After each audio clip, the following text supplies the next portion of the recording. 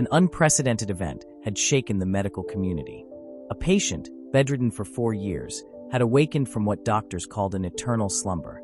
Astonishingly, all her tests returned normal, and she was not only fully healthy, but also able to walk, as if the 4 years of immobility had never occurred. The patient's guardian, however, was not interested in medical marvels. He was demanding her immediate release. The doctors, bewildered by the inexplicable recovery, tried to reason with the guardian, a man they sensed was no ordinary person. Their concerns were brushed aside with a simple statement: a hospital shouldn't keep a perfectly healthy patient from going home. The mention of Sung Jinwoo, Korea's newest S-rank hunter, and the patient's guardian, finally convinced the doctors to discharge the patient. Jinwoo's mom looked at her daughter. "Jaina, look how much you've grown." Jinwoo watched them, a bittersweet mix of relief and apprehension washing over him. All the sacrifices, the relentless battles in the dungeons, it had all been for this moment. He felt the weight of the past and the hope of the future pressing down on him. "All of my hard work is paid off. I feel like I'm being rewarded right now for everything that I've been through. But as a hunter, I'm nervous that I've crossed a bridge of no return." Stepping out into the bustling city, Jinwoo realized he hadn't checked his phone since his harrowing escape from the demon's castle. A flurry of missed calls and urgent news reports about a beast sighted flying over Seoul filled his screen. He dismissed them, assuming any real emergency would warrant a direct call. And as if on cue, his phone rang. Chairman Go Gunhee's name flashed across the screen. "Mr. Go, did something happen?" Jinwoo asked, suspecting it concerned the recent news of Kaisel. "I'm sure you've already heard by now," the chairman began. Jinwoo, slightly embarrassed, apologized for his lack of awareness and promised to be more careful. The chairman, however, was not referring to Kaisel. The real reason for his call was far more urgent. "It seems as though you really haven't heard anything," Chairman Go stated, his voice grave. "Would it be all right if I told you in person? I'll stop by today." Jinwoo, ever proactive, insisted on coming to him instead. Cut to Chairman Go's office, he explains. "We'll be going to Jeju Island to exterminate those damn ants." Jinwoo's expression becomes serious. The chairman adds, "The operation will launch in 4 days." He leans forward, his expression grave. "But to pull it off, we need your help, Mr. Sung." He continues, emphasizing the significance of their mission. All of South Korea has longed for the reclamation of Jeju Island. With a determined look, he implores Jinwoo, "Please fight with us." Jinwoo thinks to himself, "Under normal circumstances, I'd jump at the opportunity to go somewhere with high-ranking beasts." He trails off, a concerned look clouding his features as he remembers his mom, still recovering. "That I can level up, but..." He looks away, the image of his mom filling his thoughts. Suddenly, Jinwoo's head snaps up, his eyes widening in surprise. "Mana waves?" he asks, sensing a powerful surge of energy. Chairman Go seems unfazed.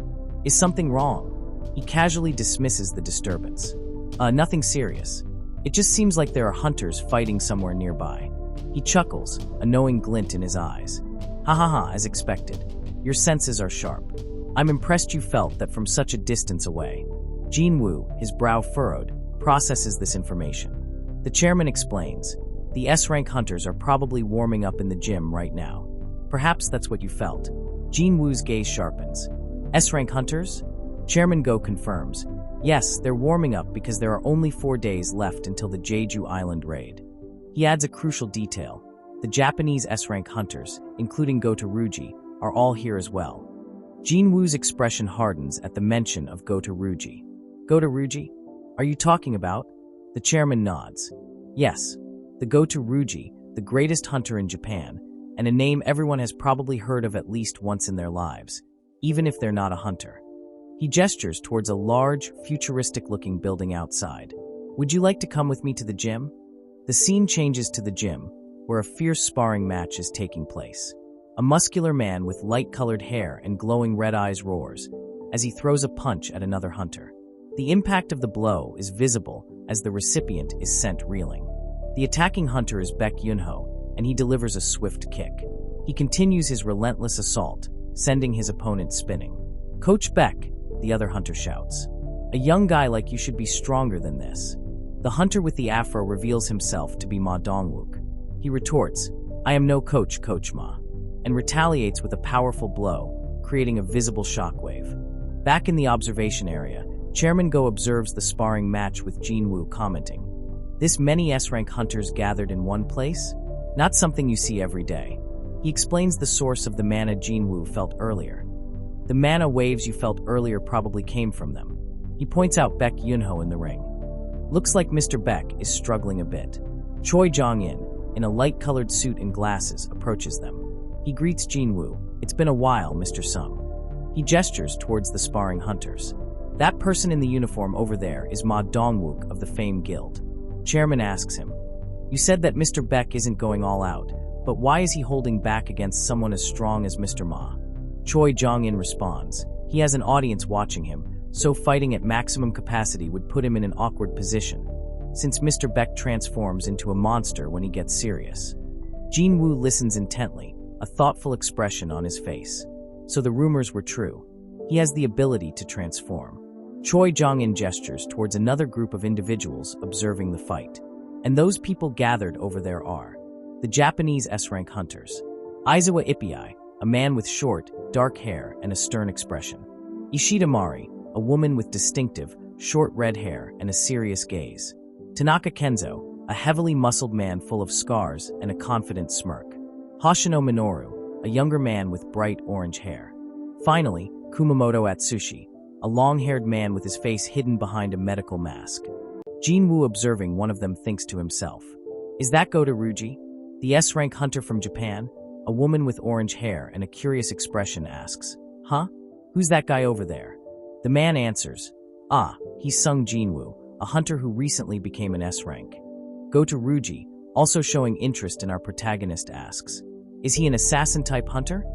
But even if he were, his presence cannot easily be hidden. He must be quite an exceptional assassin. A man in a sharp suit beside him, correcting him, says, "Pardon? He's a mage-type hunter, sir." Go Ruji, surprised, states that it's impossible. The man insists. It's been officially confirmed. The scene shifts to another group of hunters.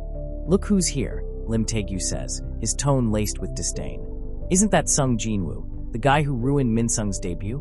Another S-hunter, Cha Hae-in, recognizes Jinwoo's presence.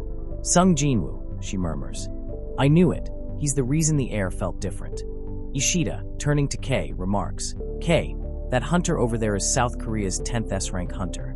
Kei waves dismissively. "Don't talk to me, Ishida. I feel like throwing up because of all the S-ranks gathered here." He comments, "I see there's a South Korean hunter with a nose as sensitive as mine." He observes Cha Hae-in, thinking, "She's only using a handkerchief, though she must be a few tiers below me." He contemplates approaching her. If I try and strike up a conversation, would she think I'm hitting on her? If only I had learned some Korean beforehand. Go Ruji watches the ongoing spar, unimpressed. His interpreter remarks, "These hunters are considered South Korea's strongest? They're mediocre at best." The interpreter adds nervously, "Mr. Goto, I've been watching your raids from the sidelines for quite some time now. Perhaps this is the reason why I'm no longer impressed by S-ranks." Goto disagrees. "I can't say I agree with you," he says, looking across the gym. "There seems to be one notable hunter over there. Cha Hae-in, was it?" He adds, "Cha Hae-in and Go Gun-hee. These two would give our best hunters a run for their money." A hunter, annoyed, turns to the interpreter. "Oi, misinterpreter, what did you say just now? You think the South Korean hunters are all mediocre? Did you think I wouldn't understand, 'cause you were speaking in Japanese? I'll have you know that I learned Japanese in high school as my second language." The interpreter, taken aback, asks, "And you are?" Just then, a guild member exclaims, "This man right here is the guild master of the Knights Guild, Mr. Park Jong-soo." The interpreter looks at Park Jong-soo. "Park Jong-soo, I've never heard of you before." The guild member quickly defends his guild master. "Well, Mr. Park is an A rank, not an S rank, so maybe that's why you haven't heard of him." He adds proudly, "Our guild is one of the 5 major guilds in South Korea, though. And out of all the guilds, we've recruited the largest number of A-rank hunters." Park Jong-soo calmly intervenes. "Yuntae, that's enough showing off." Hanakawa asks Park Jong-soo, "Huh? Will you be joining the raid in Jeju as well? I thought only S-rank hunters were allowed to participate." The guild member, enraged, explains, "Mr. Park is on the defense team. He's going to be in charge of blocking off the island." Hanakawa nods. That's good to hear. Can't assign an important task to an A rank." making him even more angry. Goto, noticing the situation, intervenes. Hanakawa, if you're being discourteous right now, please stop. Park Jong-soo ignores him, turning back to his guild member dismissively. Knock it off, will ya? She's just an interpreter tagging along. What would she know? Provoked, Hanakawa replies. Would you like to try me?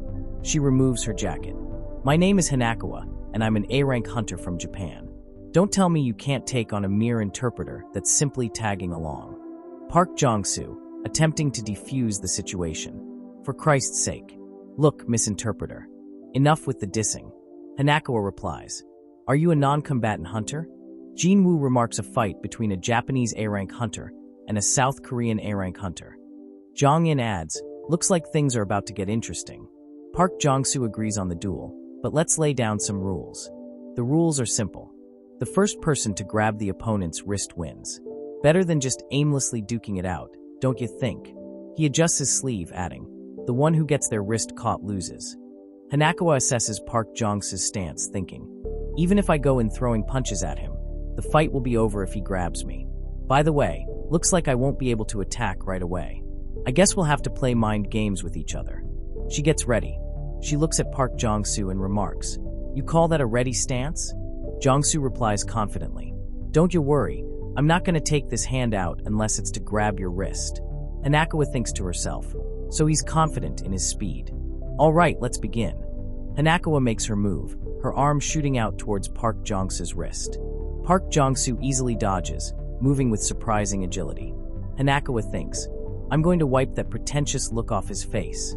She tries again, but Park Jong-soo sidesteps her once more, giving her a light shove that sends her stumbling back. He smirks. Oh, for the record, I didn't hit ya. It was just a lil shove. You know what I'm saying, right? Hanakawa, regaining her balance, retorts. Sorry, but I'm having a hard time understanding your accent. Seeing an opportunity, she thinks, now's my chance, and reaches for his wrist. Park Jong-soo, however, is too quick. He grabs her wrist, ending the brief spar. Too slow, misinterpreter. He holds her wrist firmly. What happened just now? He mocks her. You're the type of hunter that always hides behind them tanks, eh? Hanakawa's hand trembles slightly in his grip. Releasing her wrist, he adds, it also seems like you've got no one-on-one combat experience. Park Jong-soo continues, here in South Korea, we run into troublemakers every now and then, which means we sometimes have to fight our own kind. When worst comes to worst, we even gotta kill him sometimes. He swiftly grabs Hanakawa's wrist again, demonstrating his point. Unlike magic beasts, the way a human moves ain't so simple, so you're dead meat if you can't predict your opponent's next move. If I were wielding a sword, I would have sliced your throat, not your wrist. He releases her with a humph. Goto Ruji walks over to Park Jong-soo. Thank you, he says, his tone slightly more respectful. What an exciting match that was. He turns to Hanakawa. Hanakawa, would you please relay my words to everyone here? Hanakawa nods. Ah, of course. In the interest of building trust between our two countries, I have a proposal for you. Goto Ruji addresses the gathered hunters. What do you say we have our S-rank hunters spar one another according to the rules used just now? Chairman Go comments. I guess he wants to see how strong we all are. Chairman Go replies, sounds good. However, let's exclude the mage type and non-combatant hunters, since it'd be difficult to tell who won. Baek Yun-ho adds, let's also add a few more rules while we're at it. You win if you touch your opponent's wrist or back, or if you knock them down. Let's also have multiple hunters go against each other, instead of having one-on-one matches. So that means you can't pick and choose your opponent. How does that sound? Goto agrees. They announce the Korean team. Korea will send out Baek Yun-ho, Ma Dong-wook, Cha Hae-in, and Lim Tae-gyu. The 4 Korean hunters stand together. Goto Ruji announces the Japanese team. Japan will send out Tanaka Kenzo, Hoshino Minoru, Kumamoto Atsushi, and Tawada Kane. The 4 Japanese hunters stand ready. Observing the Japanese hunters, Jinwoo notes, Goto Ruji isn't participating. Maybe all he wants is to see how strong we are. He adds, still, a match between S-rank hunters is hard to come by. I'm glad I came. Tanaka assesses his potential opponents. Ma Dong-wook and Baek Yun-ho. I've already got a good read on these 2 guys from the fight they had earlier. He adds a thought about Baek Yun-ho, but I get the feeling that Baek Yun-ho is hiding something up his sleeve. Kane considers the match format. A 4-on-4 match means that my opponent is probably that girl, right? Lim Taegyu, watching from the sidelines, hopes for an easy fight. I hope they go easy on us. Ma Dongwook steps forward, initiating the match. Well, then, let's get started. He activates his skill, his body growing larger and more muscular. Tanaka, impressed, grins. Ma Dongwook has the ability to grow bigger. Looks like he prefers a battle of strength. He leaps toward the enlarged, eager for the confrontation. Nice. Very nice. I like that you keep it simple. He clashes with Ma Dongwook, the impact shaking the gym. Let's see who's stronger. Meanwhile, Lim Taegyu assesses Hoshino Minoru. He's fast. Is speed his strong suit? If so, close quarters combat will put me at a disadvantage. He quickly creates distance between them. Well, creating distance is my specialty, and so is attacking from a distance. He fires a magic arrow at Hoshino. Hoshino, as he dodges the attack, notes, "Humph, is he a ranger?" He understands the Japanese hunter's strategy. I see, so you don't want this to be a one-on-one battle, huh? Tanaka notes that their only option is to have Hoshino take care of that guy as quickly as possible. Chairman Go observes the destruction caused by the powerful hunters. The interior of this facility was fortified using essence stones of the highest quality. Average hunters wouldn't be able to make so much as a dent on the walls, but the place has been completely wrecked in a matter of seconds. He worries about the Korean team. It's quite regrettable that we're sending only our young hunters into the battlefield.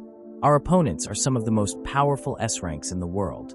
We have to brace ourselves and be prepared to not just grab their wrists, but also break them if we need to. Kumamoto Atsushi observes Baek Yunho thinking, he's just wasting his energy. I'm not going to go for his wrists or back. I won't follow his silly rules. He prepares to attack. The only rule I live by is the survival of the fittest. He lunges at Baek Yunho, intent on a decisive blow, but hesitates at the last moment. He thinks to himself, he had the intent to kill just now. But why did I hesitate? Could he be scared? He retracts his attack, landing back on the ground, frustrated. Damn, I hesitated again. He places a hand over his heart, a troubled expression on his face. He questions his suitability for being a hunter. Maybe I'm really not cut out to be a hunter. Baek Yunho assesses Kumamoto Atsushi. His name was Kumamoto, right? I can't tell if he's got great judgment, or if he's just a coward. He doesn't seem aggressive, though. He considers Goto Ruji's motives. Perhaps I was mistaken back then. Maybe Goto wanted us to go against each other, so that he could test that guy's strength. Baek Yunho then realizes Kumamoto is using him as a test subject. Maybe he wanted to see if he was prepared to fight the ants. He's using me for his little test, huh? Baek Yunho decides to show Kumamoto his true power. As he powers up, Kumamoto notices the change. The look in his eyes has changed. He feels a surge of fear. I'm so scared. I want to get out of here. Baek Yunho leaps towards Kumamoto, commenting, "You're a pathetic coward. What a pity. You're probably one of the top S-ranks out there." Park Jong-soo, observing from the side, comments, "Well, damn. There's nothing but monsters here. My match earlier was nothing but child's play compared to this." The guild member tries to reassure him. "Nonsense, Mr. Park. You were cool as heck." Meanwhile, Ma Dongwook is slammed into the ground by Tanaka Kenzo. Tanaka grins. "Looks like I'm the stronger of the two of us." Ma Dongwook, lying on the ground, admits, "Haha, I can't believe I got drilled into the ground. This is a first for me." Hoshino slams Lim Taegyu into the wall, holding his wrists, grins. "Seems like I'm the winner, no?" Baek Yunho, powering up further, replies, "So am I next. Seems like you all think I'm an easier target than Cha Hae-in. Well, you've underestimated me." Tawada Kane, struggling against Cha Hae-in, notes, "Ugh, I thought she was just fast, but I was wrong. I can't read the pattern of her movements." Cha Hae-in's nickname is the Dancer. She was given this name because of the way she'd swiftly kill one beast after the other, as if she were dancing. But she banned the use of the name because she found it embarrassing, so not many people call her by that nickname. Cha Hae-in swiftly defeats Tawada Kane. Touch. She thinks, I have to hurry up and help Baek Yunho. Kumamoto decides to focus on Cha Hae-in. Those two over there should be able to handle that guy. I should just focus on dealing with this woman. Cha Hae-in, however, effortlessly dodges his attacks and lands a barrage of punches. Onlookers are astonished by her speed. What was that? How many times did she punch him just now? 10, no, maybe 14 times. I can't believe she hit him so many times in the blink of an eye. No one could have blocked an attack like that. Cha Hae-in apologizes. Oops, it was an instinctive response. I didn't mean to beat him up. That sends Kumamoto into a rage. His mask becomes stained with blood as his rage consumes him. The onlookers, observing the fight, comment. Once that guy gets angry, he turns into a completely different person. He doesn't just turn into a different person, he loses all sense of rational thinking. He can't remember anything after he's done fighting. A guy like that's not fit to be in a strike squad. You never know when he'll start acting out on his own or attack his fellow teammates. Still, he's capable of clearing a B-rank gate all by himself. Though if he can't work with a team to clear an A-rank gate, then what's the point of him being an S-rank hunter? Goto also joins in. If he ever ends up attacking one of the South Korean hunters, you must stop him immediately. But leave him be for now. This is just a test. Hankawa, however, is concerned about the escalating situation. Now's probably the best time to intervene though, isn't it? We can't afford to compensate for the damages he's causing. Just as Kumamoto is about to attack Cha Hae-in, Papa Jinwoo intervenes, grabbing Kumamoto's arm mid-swing. Cha Hae-in thinks, he's fast. Jinwoo addresses the Japanese hunters. Excuse me for intervening, but I think you guys are getting too carried away. This is just a sparring session. Kumamoto, enraged, yells, "You bastard!" and tries to attack Jinwoo. Jinwoo easily subdues him. Goto watches Jinwoo's movements with surprise. His movements just now, he asks Hanakawa. Is that hunter over there really a mage-type hunter? Hanakawa confirms. Yes, according to the official statement that was released, at least. Goto decides to investigate further. I guess the quickest way to find out is to check for myself. Baek Yunho, having been caught by Tanaka Kenzo, comments, the Japanese hunters are overwhelmingly stronger than us. I wouldn't have been able to do anything even if I had transformed. Jinwoo comments, Ms. Cha, why don't we call this a loss for the South Korean team? Hankawa approaches Jinwoo. Sir, Mr. Goto would like to have a word with you. Goto Ruji approaches Jinwoo, confirming his name. Your name is Sung Jinwoo, correct? He looks directly at Jinwoo, a challenging glint in his eyes. I'd like to have a one-on-one fight with you. What do you say? Jinwoo barely needed the translator. Goto Ruji's stance said it all. He wanted a fight. No, scratch that. He needed a fight. The guy was practically vibrating with anticipation, an aura of barely restrained aggression clinging to him. Is he trying to gauge my strength? Jinwoo wondered. Or does he just want to flex? Either way, this is a perfect chance to see how far I've come since the demon's castle. His lips curled into a small smile. Goto Ruji, catching that smirk, almost twitched. He's smiling? In my presence? That was new. Hanakawa hesitated before relaying Jinwoo's response. Mr. Goto, he agrees to the fight. But, under one condition. Goto raised an eyebrow. A condition? Hanakawa gulped. He wants you to go all out. For a moment, silence. Then, the Japanese hunter let out a slow, amused chuckle. Is this kid serious? The other hunters exchanged looks, whispers breaking out. What the hell is happening? But Goto, his grin widening, waved over a nearby hunter. Shimizu, our S-rank healer, will patch us up afterward. Not that I'll be needing it, he said, eyes flicking toward Jinwoo. But you might want to get familiar with him. The Korean hunters weren't sure if this was bravery or insanity. Is that the 10th S-rank hunter everyone's been hyping up? One muttered.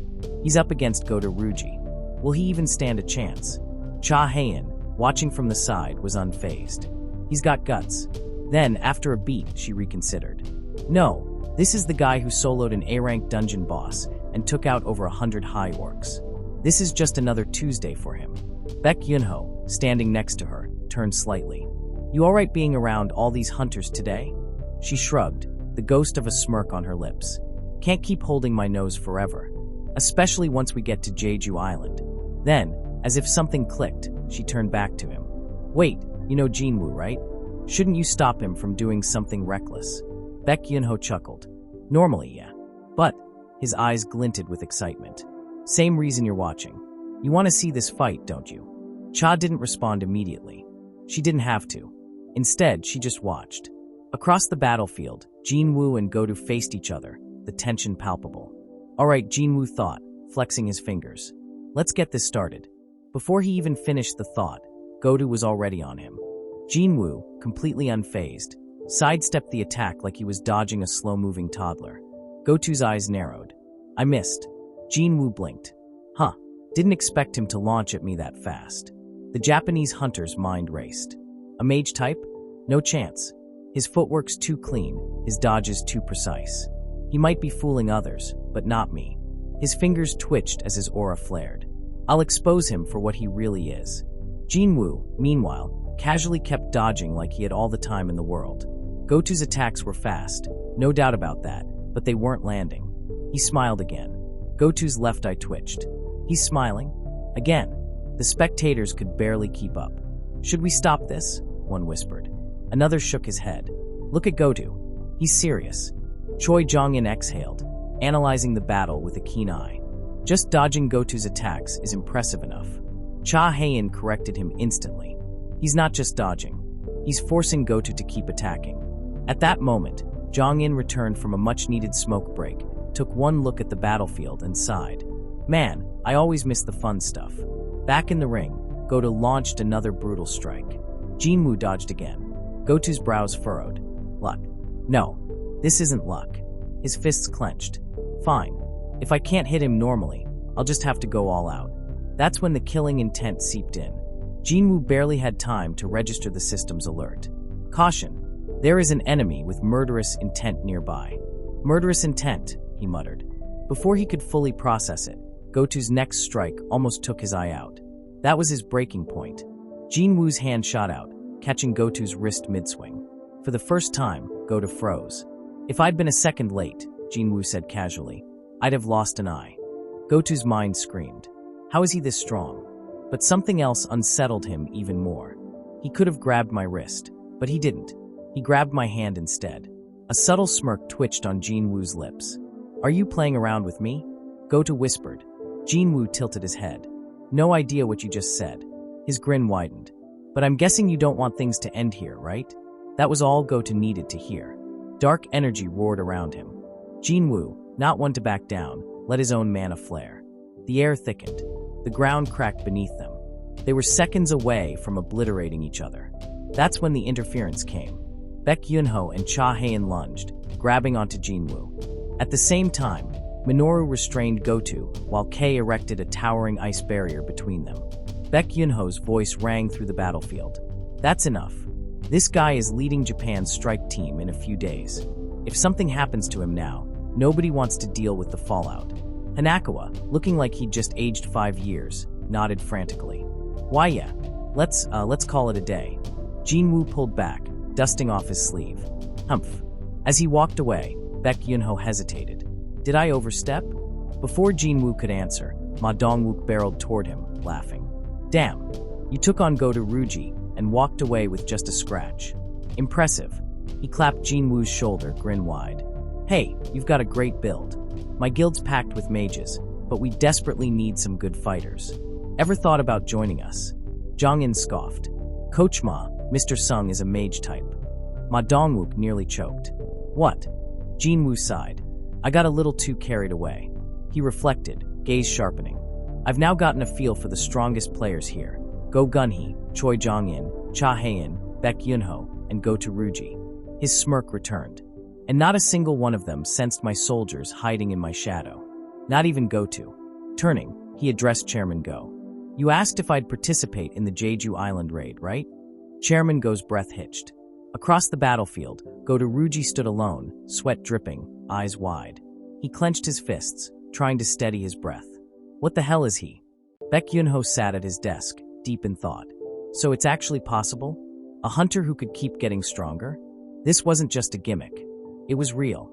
He briefly considered how much someone like Jinwoo would be worth, but that thought died quickly. Trying to recruit him had been a complete waste of time. But there were other ways to maintain a good relationship with a talented hunter. Time for Plan B. Checking his phone, he scrolled through the list of hunters participating in the upcoming raid. Then his expression shifted. Wait, he's not on the list? Meanwhile, on the other side of the country, Goto Ruji was already on the phone. Mr. Sugimoto. Turns out there's a pretty skilled hunter here in South Korea. Sugimoto Reiji, the vice guild master of the Blade Guild, barely reacted. Haha, but surely not as strong as you, Mr. Goto. Goto's face twitched slightly. Well, I'm not so sure about that. Sugimoto's curiosity was piqued. What's his name? Goto exhaled. Sung Jinwoo. He underwent a second awakening and was recently evaluated as an S rank. Sugimoto sounded unimpressed. Huh, that's odd. I don't see his name on the list. He continued. Pardon me. I didn't explain. South Korea just sent over their confirmed raid team. Choi Jong-in, Ma Dongwook, Baek Yunho, Cha Hae-in, Lim Tae-gyu, and Min Byung-gu. These 6 make up the team heading to Jeju Island in 4 days. Goto stared blankly for a moment. That's not possible. Chairman Go would have to be clinically insane to leave out a hunter like Jinwoo. No way, he muttered. Sugimoto, ever the professional, reassured him. There will be 16 S-rank hunters participating in this raid. Everything will be fine. Goto hesitated before letting out a breath. All right, I guess I got worried for nothing. I'll call you again once the raid begins. But even as he hung up, doubt lingered. Far from all the political maneuvering, deep within the dark, twisted nest of Jeju Island, the Ant Queen stirred. Her voice echoed through the caverns, her monstrous form looming over countless eggs. We must abandon this island. There is no food left. Our children are eating their own. We cannot let this continue. Her attention shifted toward one egg, larger and brighter than the rest. A slow, eerie hum filled the chamber. We need a stronger soldier, an all-powerful soldier to lead the kingdom. For the sake of our survival, make our enemies tremble. The glow from the egg pulsed. Consume all there is to consume, and become stronger, my child. Jinwoo arrived home, only to find the place looking like it had survived a natural disaster. Looks like someone didn't clean while I was away. His mom appeared in the doorway. It's been 4 years since I last did housework, she mused. How about we clean together? Jinwoo nodded. As they worked, his mom sighed. This house is so run down. There's grime in places I didn't even know existed. Jinwoo glanced around. Well, we've been living here since we were kids. Then, a question hung in the air, heavy with unspoken emotions. Jinwoo, did you receive any news about your father while I was asleep? He hesitated, then simply answered. No. Looking away, his mind wandered. If I told her I became a hunter like Dad, what would she say? His mother still clung to hope. That was why they were still in this apartment, paying rent month after month, despite the fact that he had enough money to buy an entire block. She wasn't waiting for a new home. She was waiting for a lost husband. This family, no, my mother needs me. His thoughts drifted to the impending raid. The Jeju Island Raid is. Meanwhile, the news reported an unsettling discovery. The ants are evolving at an alarming rate. Here's an image from the first and second Search and Destroy missions. Originally, they crawled on all fours, giant but otherwise typical ants. Then, during the third mission, they began standing upright, their bodies adapting for more nimble movement. And now, in the most recent footage, they have wings. One of the panelists nearly choked. You're telling me those things can fly? The reporter nodded. That's the main reason South Korea and Japan agreed to form a joint team. Even experienced hunters wouldn't want to face something like this alone. Another guest added, true. But there's even a retired hunter stepping up to join the raid. As Jinwoo listened, online comments flooded the screen. Why isn't Sung Jinwoo on the list? Once an E rank, always an E rank. He probably pissed his pants and ran away, lol. Even Min Byung-gu came out of retirement for this, but Sung Jinwoo just pieced out? So cringe. Jinwoo barely reacted. Hate comments were whatever. But he was worried about Jaina. He receives a call. Sir, it's me, Jinho. Jinwoo greeted him. Hey, Jinho. Still at the motel? No, sir. I found a new apartment. My mom helped me out. Then excitedly, I also found us an office. Do you have time to check it out? Jinwoo raised an eyebrow. Office? Yeah, you need one if you want to start a guild. They arrived at the building. Jinwoo glanced at it, unimpressed. Isn't this too big for just the two of us? Jinho beamed. What are you talking about? You need at least 3 hunters to form a guild master, a vice guild master, and at least 1 employee. Jinwoo sighed. So I need to recruit 1 more person. He considered his options. I'll just pick someone I know. Jinho suddenly remembered something. Oh yeah, someone was looking for you, sir. A foreigner. He handed Jinwoo a slip of paper. They said they'd be in Korea until the 17th of July. A strange sense of unease settled over him. What's wrong, sir? Jinho asked. I need to go home. With that, He vanished using shadow exchange, leaving Jinho standing there, confused. In a dark alley, a thug held a knife to a girl's neck, smirking. "If you scream, you die." His voice dripped with amusement. "You know, a few people were murdered here. That's why I love this alley." A voice from behind him interrupted his fun. "I know, right?" Jinwoo's tone was light, almost conversational. "I love this neighborhood, too." The thug barely had time to register his doom. Jinwoo loomed over him. "Out of curiosity, why are you doing this?" The thug scoffed. "You here to give me a lecture?" He twirled his knife, sneering. "I don't need a reason. It's just fun. When I see someone weaker than me, I just get the urge to." He stopped. Something felt wrong. Jinwoo smiled, a dark glint in his eyes. "I can relate." In the next instant, the thug's leg was slashed. Jinwoo turned to the girl. "You should probably head home before it gets any darker." She ran without hesitation. Turning back, Jinwoo's voice dropped to something cold. "Turn yourself in before midnight, if you want to live." Then, to the shadow soldier lurking on the man, if he doesn't kill him. As he walked away, he added, "I would like for you to live, but my high orc doesn't have much patience." His thoughts shifted. Tomorrow's the day. The Jeju Island Raid begins. The next day, a helicopter carrying hunters flies towards Jeju Island. Goto, looking at his phone, glanced at his hand, where faint scars remained from Jinwoo's grip. At that moment, I think I felt death. He inhaled deeply. What's wrong with me? I've become overly sensitive. Bro's survival instincts are solid. What do you guys think? By the way, I placed a shadow on you. You have 5 seconds to subscribe before he loses his patience. The naval fleet sliced through the waves from all directions, China, Taiwan, and finally, Jeju Island coast. It was a full-scale military show of force. 2 Sejong the Great-class destroyers, 2 KDDX-class destroyers, 4 Chungnyung-e Sunsin-class destroyers, 1 Kong Gamcheon-class destroyer, and 12 frigates had all been deployed to the northern coast of Jeju. Because nothing says we don't trust this mission, quite like bringing enough firepower to sink a continent. On the deck of one of the ships, Park Jong-soo addressed his guild members. "Time to brace yourselves. The ants might have caught on by now. They could start flying at us any moment." Jung Yoon-tae, one of the Knight's guild members, looked nervous. "Sir, you think our plan's gonna work on those things?" Park Jong-soo shrugged. "Won't know till we try. But that's why we're here, to make sure none of those flying freaks make it to the mainland. We're the defense team." Yoon-tae clenched his fist, eyes burning with newfound determination. "I knew I could count on you, sir. I, Jung Yoon-tae, will follow you to the ends of the earth." Ma Dongwook smirked. "Then make sure you watch our backs." The vice guild master, however, waved a dismissive hand. "There's nothing to watch. They call us the defense team, but let's be real, we're just the standby team. We're just here in case things go south." Ma Dongwook gave her a look. "All our guild members are on deck, so as vice guild master, why don't you run through some tactical drills with them?" She scoffed. "And how would I do that? Vice guild master is just a title, you know." Ma Dongwook chuckled. "Our guild grew because of your great management.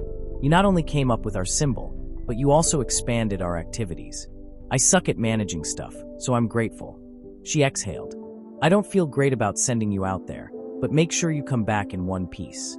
Ma Dongwook gave her a reassuring nod before heading toward the battlefield.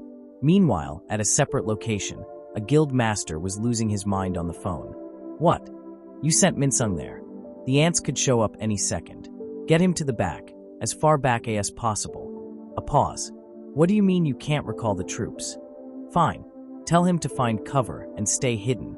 Meanwhile, the Hunters Association had deployed multiple guilds to the southern side of the island, positioning them strategically. Lee Minsung of the Fiend Guild stood amongst the hunters, looking far too pleased with himself. "Nice. This'll get me some brownie points." Sun Kahun of the Hunters Guild, standing next to him, said nothing. His face was all business. The teams were set up to ensure no ants made it to the mainland even if the mission succeeded. Because let's face it, hoping the mission would succeed was already pushing it. Across the island, strike squads spread out, each led by a B rank with 3 C ranks and over 10 D and E rank hunters. Among them, Lee Juhee of the White Tiger Guild led her team. Song Chiyol and several other hunters stood ready. Even some retired hunters had joined the battle, along with individuals who had awakened but never officially became hunters. Out of 50,000 awakened beings in South Korea, 5,000 had stepped up. On a helicopter, a cameraman adjusted his gear. I'm a news agency cameraman specializing in hunter coverage. My job is to film hunters in action. He explained further. This mission is being broadcast live nationwide. There's a 10-minute delay, so the editing team will be filtering things out before it goes on air. Baek Yunho, sitting beside Ma Dongwook, frowned. A cameraman? On this mission? What was Mr. Go thinking? Ma Dongwook grinned. A successful hunter is one who has someone to protect. He glanced at the cameraman. Still, take care of yourself out there. The cameraman waved off the concern. Oh, don't worry. I may not look like much, but I'm actually an A-rank hunter. Yunho raised an eyebrow. There are plenty of awakened who choose normal jobs instead of raiding, the cameraman continued. I just happen to have two professions. I've even covered dungeon breaks before. His fingers trembled slightly around the camera. But not sure if those experiences will actually help this time. Ma Dongwook chuckled. No need to be nervous. The association must believe this raid has a real chance of succeeding if they let a cameraman tag along. The cameraman exhaled in relief. Thanks. Good to hear you say that. Ma Dongwook continued. This will be the first and last time civilians get to witness an S-rank raid. We've failed 3 times before in Jeju, so the whole country will be watching. Let's give them a clean victory. Baek Yunho, however, wasn't so optimistic. If we fail this time, South Korea could be wiped off the map. The world needs heroes right now. He turned to Min Byung-gu. Didn't expect to see you here. Min Byung-gu shrugged. No real reason. Just figured you would be the first to die without my healing, especially with the way you throw yourself at every beast you see. Yunho scoffed, offended. Pounce. Who me?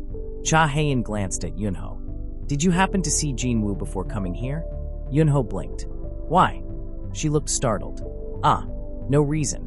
The helicopters approached Jeju Island. Ma Dongwook peered out the window. Haha, looks like it's time to get to work. Min Byung-gu's fingers trembled slightly as he tightened his grip. Go-To Ruji stood overlooking the ruined city. So this used to be Jeju City, huh? Now it's a complete ghost town. His gaze swept over the scattered ant corpses. Cannibalized? He activated his comms. This is Alpha. Requesting roll call. The responses came in quick. Bravo, over. Charlie, over. Delta, over. Go-To took a deep breath. Everyone, open the floodgates. A wave of mana exploded outward, lighting up the island like a beacon. On the helicopter, the Korean hunters immediately felt it. Whoa, look at those mana waves. The Japanese just launched the operation. Then, the real nightmare began. From below, winged ants burst from the ground, swarming toward the helicopters. Choi Jong-in cracked his knuckles. I'll handle this. He raised his hand, unleashing Flame Spear. The burning projectiles incinerated multiple ants midair. Min Byung-gu watched. Impressive. Then, after a second, no, not really. He narrowed his eyes at the remaining ants, completely unfazed by the flames. I knew this would happen. His voice turned grim. This much firepower won't cut it. Choi Jong-in's eyes darkened. Fine. Brace yourselves for turbulence. He raised both hands, unleashing a true inferno. The sky erupted in flames. Ant corpses rained from above. Cha Haein, watching from the chopper, reassured Ma Dongwook he'll be fine. His fire magic is perfect for dealing with large groups. Choi Jong-in landed, surveying the damage. The corners of his lips curled upward. The last time I played with ants, I was a kid with a lighter. Back then, all I heard was snapping. His grin widened. Now, I hear fireworks. He motioned to the others. You guys can come down. Ma Dongwook turned to the assembled hunters. Unlike before, there's no escape route this time. If we don't kill the queen in an hour, we're trapped in those tunnels. If anyone's got last words, make 'em short. Baek Yunho gripped the edge of the helicopter. We've got this in the bag. Let's go.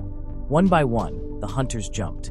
The Japanese destroyer Kaga cruised through the waves, its deck buzzing with activity. Orders flew left and right as the crew prepped for the next phase. The jamming signals were activated, sending an invisible pulse across Jeju Island. And just like that, chaos kicked in. Several red, winged ants screeched as their connection to the Ant Queen was cut off like bad Wi-Fi. Kumamoto Atsushi stumbled like a man who had just lost all his Google Maps directions, while Aizawa Ippei, watching him struggle, barely held back his panic. Bro was one step away from throwing hands, with the air. The Japanese hunters pressed forward, moving through the battlefield of dead ants.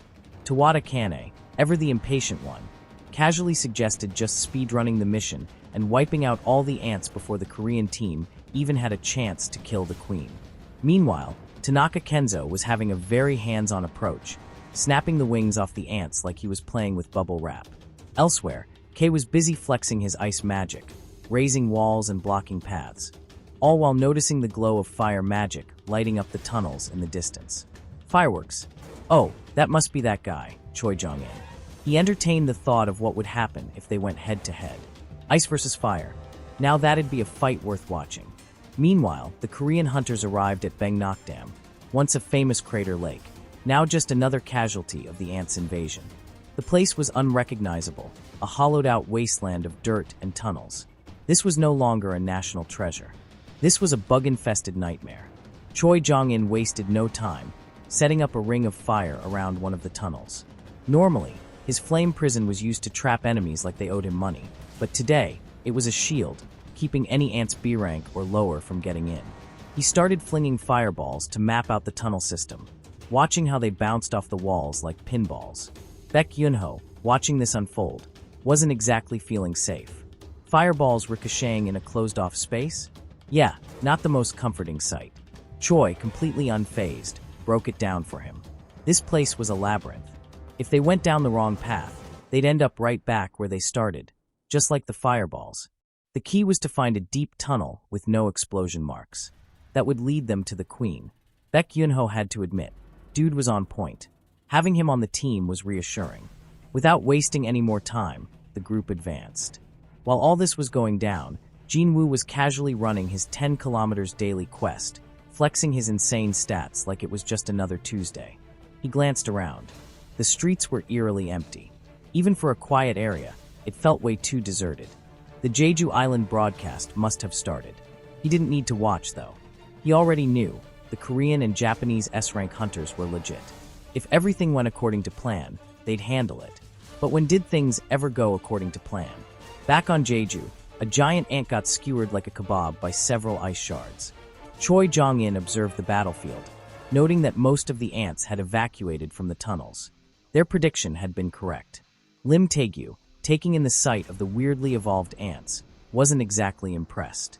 If these were supposed to be the Queen's royal guards, then they were weak as hell. On closer inspection, their eyes had deteriorated, meaning these ants had evolved specifically to survive in darkness. That just made things easier. If these weren't actual royal guards, they could just bulldoze through with sheer firepower. Inside the tunnels, Min Byung-yu voiced a thought that had clearly been nagging at him. What if the Queen wasn't even here? What if she just dipped and left her people behind? Baek Yunho shot that idea down immediately. Nah, they were just ants. No complex betrayals here. Besides, this was an island. Where was she gonna go? The cameraman, struggling to keep up, muttered something about how dark it was and wondered if his camera was even picking up anything. Bro, you're in a literal monster den and worried about the footage? Priorities. But hey, he had faith in the editing team back at HQ to clean it up. Then, the tunnel opened up into a massive chamber. The spawning ground. Eggs stretched as far as the eye could see. And that could only mean one thing. The queen was nearby. The ants they had encountered earlier were probably stationed to protect this chamber. Choi Jong-in, wasting no time, decided to burn the entire place to the ground. Then, out of nowhere, Cha Hae-in's voice cut through. Wait, among all the hatched eggs, there was one that stood out. One that was absolutely massive. Min Byung-yu stared in disbelief. No way. That couldn't be an ant egg, right? Baek Yunho kept the team focused. The queen was the priority. Forget everything else. But even as he said that, he knew damn well that something was very, very wrong. Meanwhile, the Japanese team wasn't exactly having a good time. Akari Shimizu took one look at Tanaka Kenzo and damn, dude was wrecked. Kenzo, covered in way too many wounds, admitted that the flying ants were bigger pests than expected. They actually attacked in formation. Military tactics. Which shouldn't even be a thing, because again, they were ants. He had managed to take out 30, but they got him in the shoulder and waist. Shimizu, smirking, offered to heal him. But of course, there was a catch. Kenzo groaned. Just heal me.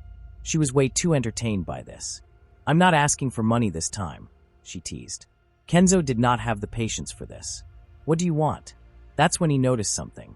Shimizu wasn't saying anything, because she no longer had a head. Kenzo barely had time to react before a flash of movement, and the next thing he knew, his own head was gone too. The last man standing, Tatsumi Fujishima, didn't even get a chance to process what just happened, because he joined them immediately. 3 in a row. And just like that, their whole squad got folded like laundry. A set of glowing, menacing eyes peered out from the darkness, watching, waiting. Whatever had just taken them out was not here to play games. Ma Dongwook locked eyes on the towering ant in front of him, realization hitting like a brick to the face. So these guys are the Queen's royal guards. He did a quick assessment. Each one was basically an S-rank threat. Great. But at the end of the day, a bug was still a bug. Unlike hunters, who had a whole arsenal of tricks and strategies, these things were limited to their instincts. He just had to use that to his advantage. Without hesitation, he dodged a strike and called out to the waifu herself, Cha Haein. And oh boy, did she deliver. Cha Haein took off like a divine blade in motion. 1 second she was above the battlefield, the next, she was slicing through the royal guards like they were seasoned steak. The ants barely had time to register what was happening before they were splitting apart. But even with her ungodly speed, she noticed something annoying. These ants were way more resilient than she expected. Their exoskeletons were built different. Ma Dongwook, watching from the sidelines, couldn't help but feel a little uneasy. These weren't the usual brain-dead ants they had been mowing through before. They were tougher, faster, and way more of a pain in the ass. Min Byungyu, trying to act unfazed, chimed in like the support main he was. He reassured them that he had their backs, because clearly, this was the moment to pretend like he wasn't scared earlier. Baek Yunho wasn't letting that slide, so he finally decided to stop being a coward. Huh? But when he saw Byungyu casually crushing an ant's skull with his bare hands, he had to admit, that was kind of unexpected. Byungyu, not missing a beat, shot back, reminding Yunho that these ants didn't go down easily. Crush their heads all you want, but they could still fight unless you cut off their limbs or made sure they were actually dead. Then came the real head-scratcher. The queen was missing, but her royal guards were still here. That didn't make sense. Baek Yunho pieced it together. These must have been first-generation ants.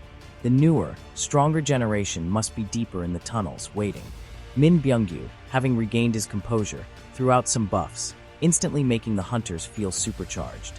One dude literally said he felt so refreshed he could solo a squad of beasts. Which, bro, let's not get ahead of ourselves. Ma Dongwook, feeling the boost, threw out a challenge, 10 ants each. Min Byungyu was quick to tap out. He had A-rank combat skills, sure, but he wasn't about to pretend like he was built for this. Baek Yunho straight up refused to even consider relying on a healer. The buffs were great, but this was his fight, and he was about to show exactly why he was an S-rank. Meanwhile, on the Japanese side, things were not looking good. Their team was running through the forest, trying to figure out why Team Charlie had suddenly gone silent. The fact that they had to check up on them in the first place was already a bad sign. Then they found the battlefield, and it looked way too clean. Ants had been killed, sure, but where was the team? Ippei Izawa's heart sank when he spotted something on the ground. Fujishima's glasses. And that's when everything clicked. No, this wasn't happening. Kei, trembling, ripped off his mask and vomited right then and there. Ippei, confused, asked what was wrong. But Kei had already smelled it. Something rotten. Something so unnatural that even the air felt heavier. Then, a suffocating presence wrapped around them. Kei threw up an ice barrier in pure survival instinct, a massive one. Didn't matter. A monstrous claw tore through it like it was made of paper. Back to the Koreans. Turns out, they had been a little too confident.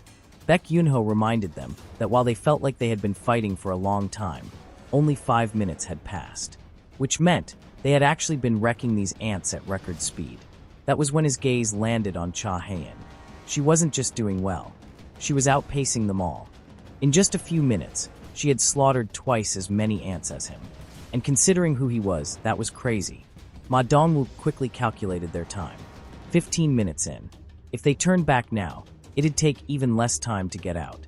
That gave them about 30 minutes left to clear the raid. Then, Cha Haein sniffed the air. And just like that, her entire body tensed. She smelled something. Something awful. Something queen ant flavored.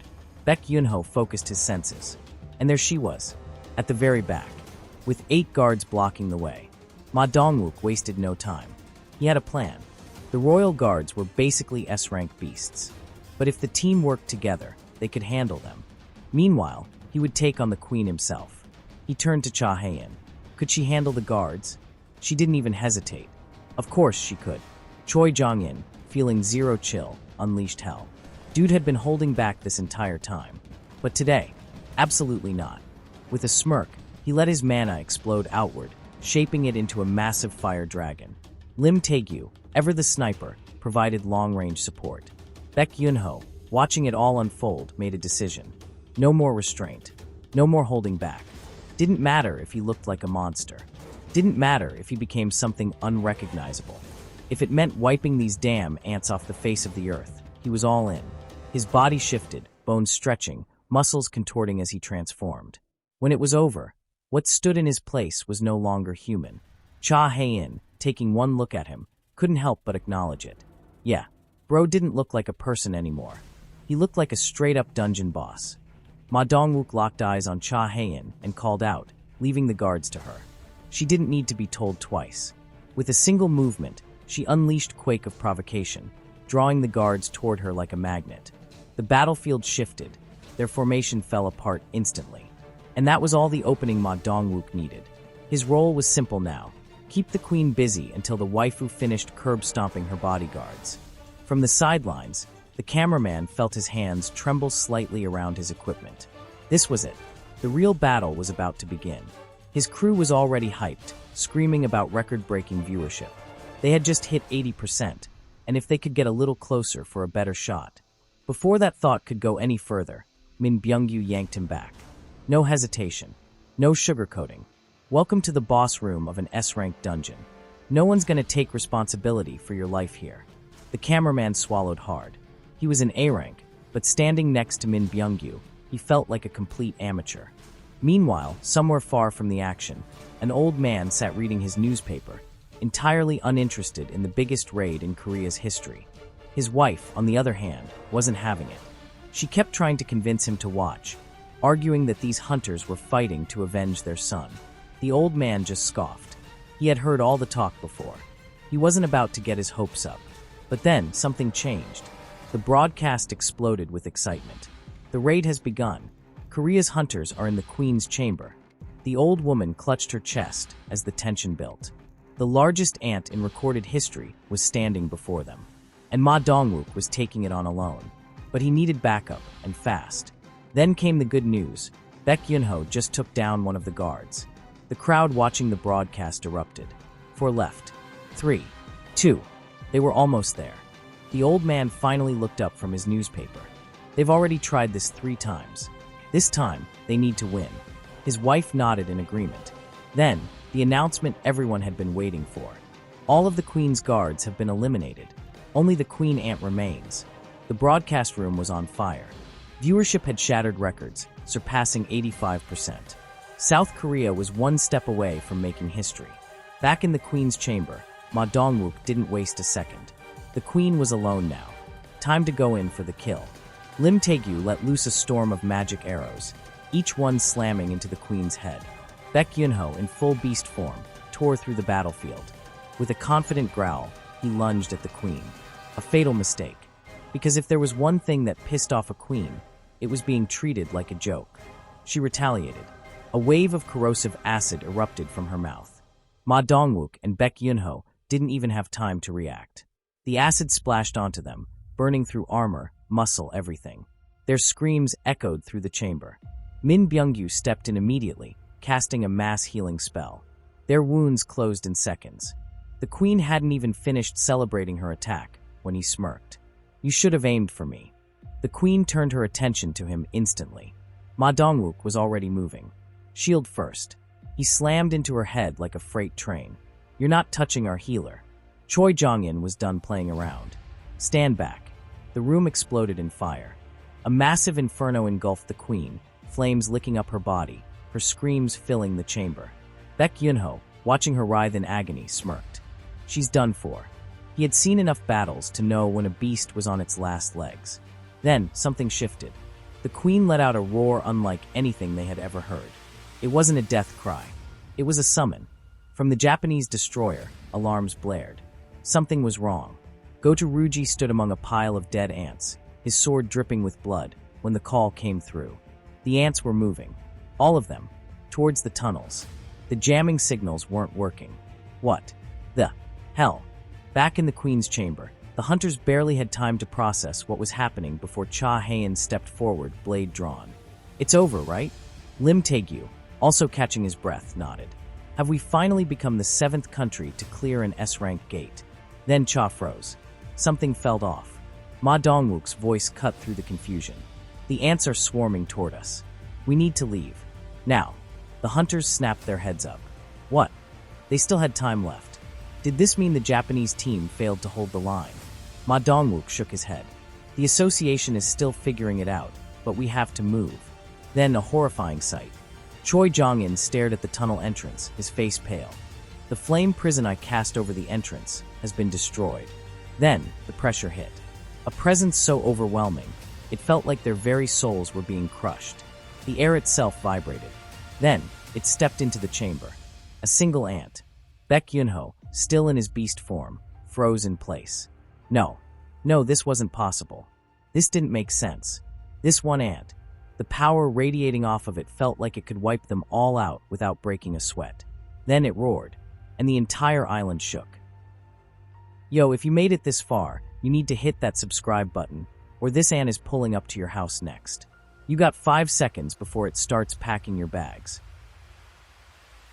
Cha Hayan barely had time to process what was happening before her knees gave out beneath her. 1 second she was fine, the next, her stomach twisted in a way that had her clutching her mouth, fighting the urge to hurl. The smell was vile, thick, suffocating, pure death. And at the source of it all stood the monster. The armored ant loomed over them, towering, unbothered, radiating an ungodly amount of mana. Cha Hayan, struggling to keep herself upright, felt the weight of its presence press down on her. No, this wasn't some regular oversized bug. This was a different breed. Lim Taegyu, who had always been way too cocky for his own good, now looked like his soul was actively trying to escape his body.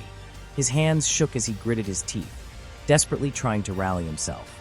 They didn't have time to stand around. This thing needed to die now. But then, it ignored them. Ma Dongwook watched in stunned silence as the ant walked right past them. It wasn't even acknowledging them, like they weren't even worth its time. Their hearts pounded in unison as it approached the queen. It stopped in front of her, towering over her like a judge preparing to deliver a sentence. Then its mandibles twitched, and it roared. Louder, deeper. If the first roar was enough to shake the island, this one was personal. It was pissed. Cha Hayan staggered backward, but before she could even process what was happening, it disappeared. 1 second it was near the queen. The next, it was right behind her. She barely had time to react before its fist slammed into her ribs. Crack. She was airborne. Then she wasn't. Her body collided with the cave wall, spitting enough blood to paint a masterpiece. Ma Dongwook roared her name, panic surging through his veins. But bro couldn't even finish her name before the ant appeared in front of him. His shield was up instantly. Didn't matter. The ant's hand shattered it like it was made of cake. Ma Dongwook barely had time to register the violation before it ripped the axe from his other hand. And just like that, bro could no longer high-five anyone. Next up, Yunho. Enraged, he transformed, muscles bulging, claws extending, a beast ready to kill. Didn't matter. The ant ripped through his throat before he even got the chance to let out a full roar. Fireboy's turn. Choi Jong-in barely raised his hands before the ant teleported in front of him and caved in his stomach. Bro wasn't throwing fireballs. He was collecting internal bleeding. Then came Lim Taegyu, the last of the group who still had an ounce of confidence. He drew his bow, aiming with precision. A perfect shot. No way he'd miss. He fired, and the ant caught it midair. Before Lim Taegyu even had time to comprehend the absolute mockery of physics he just witnessed, the ant casually bitch-slapped him into the dirt. At least he tried. Then, something unexpected. A body slam sent the ant skidding backward. It was Ma Dongwook, fully healed, and able to shake hands again. My arms may have been cut off, he declared, a new fire in his eyes. But I've got Byung-gyu. Min Byung-gyu remained perfectly still. His disguise skill was active, rendering him invisible to all senses. No sound, no presence, he didn't exist. It can't find me. The beast could sniff out his teammates all it wanted. As long as his heels kept coming, they'd outlast this walking extinction event. It was a solid plan. Until it wasn't. Ma Dongwook lunged at the ant again, determined to stall it. Didn't matter. The ant caught him midair like he was nothing, then slammed him into the ground so hard the floor cracked. Min Byung-yu watched in horror as Ma Dongwook's body twitched once, then stopped moving. But that wasn't the worst part. No, the worst part was that the ant was staring straight at him. His blood ran ice cold. That's not possible. He hadn't moved. He hadn't made a sound. It shouldn't know he's here. His skill was still in effect. Then why? Why was it looking right at him? The air crackled with silent terror. Then, a flash of movement. Something cold. Something sharp. Min Byung-yu didn't even feel it at first. But he saw it. A hand. Through his chest. Baek Yunho could only watch. Helpless. Frozen. His voice cracked. Byung-ji-yu. And just like that, the healer was gone. Min Byung-gu's voice barely rose above a whisper, but the weight of his words crashed down like a boulder. Run. Baek Yunho's breath hitched. His instincts screamed at him to bolt, but his body refused to move. The horror unfolded in front of him in slow motion.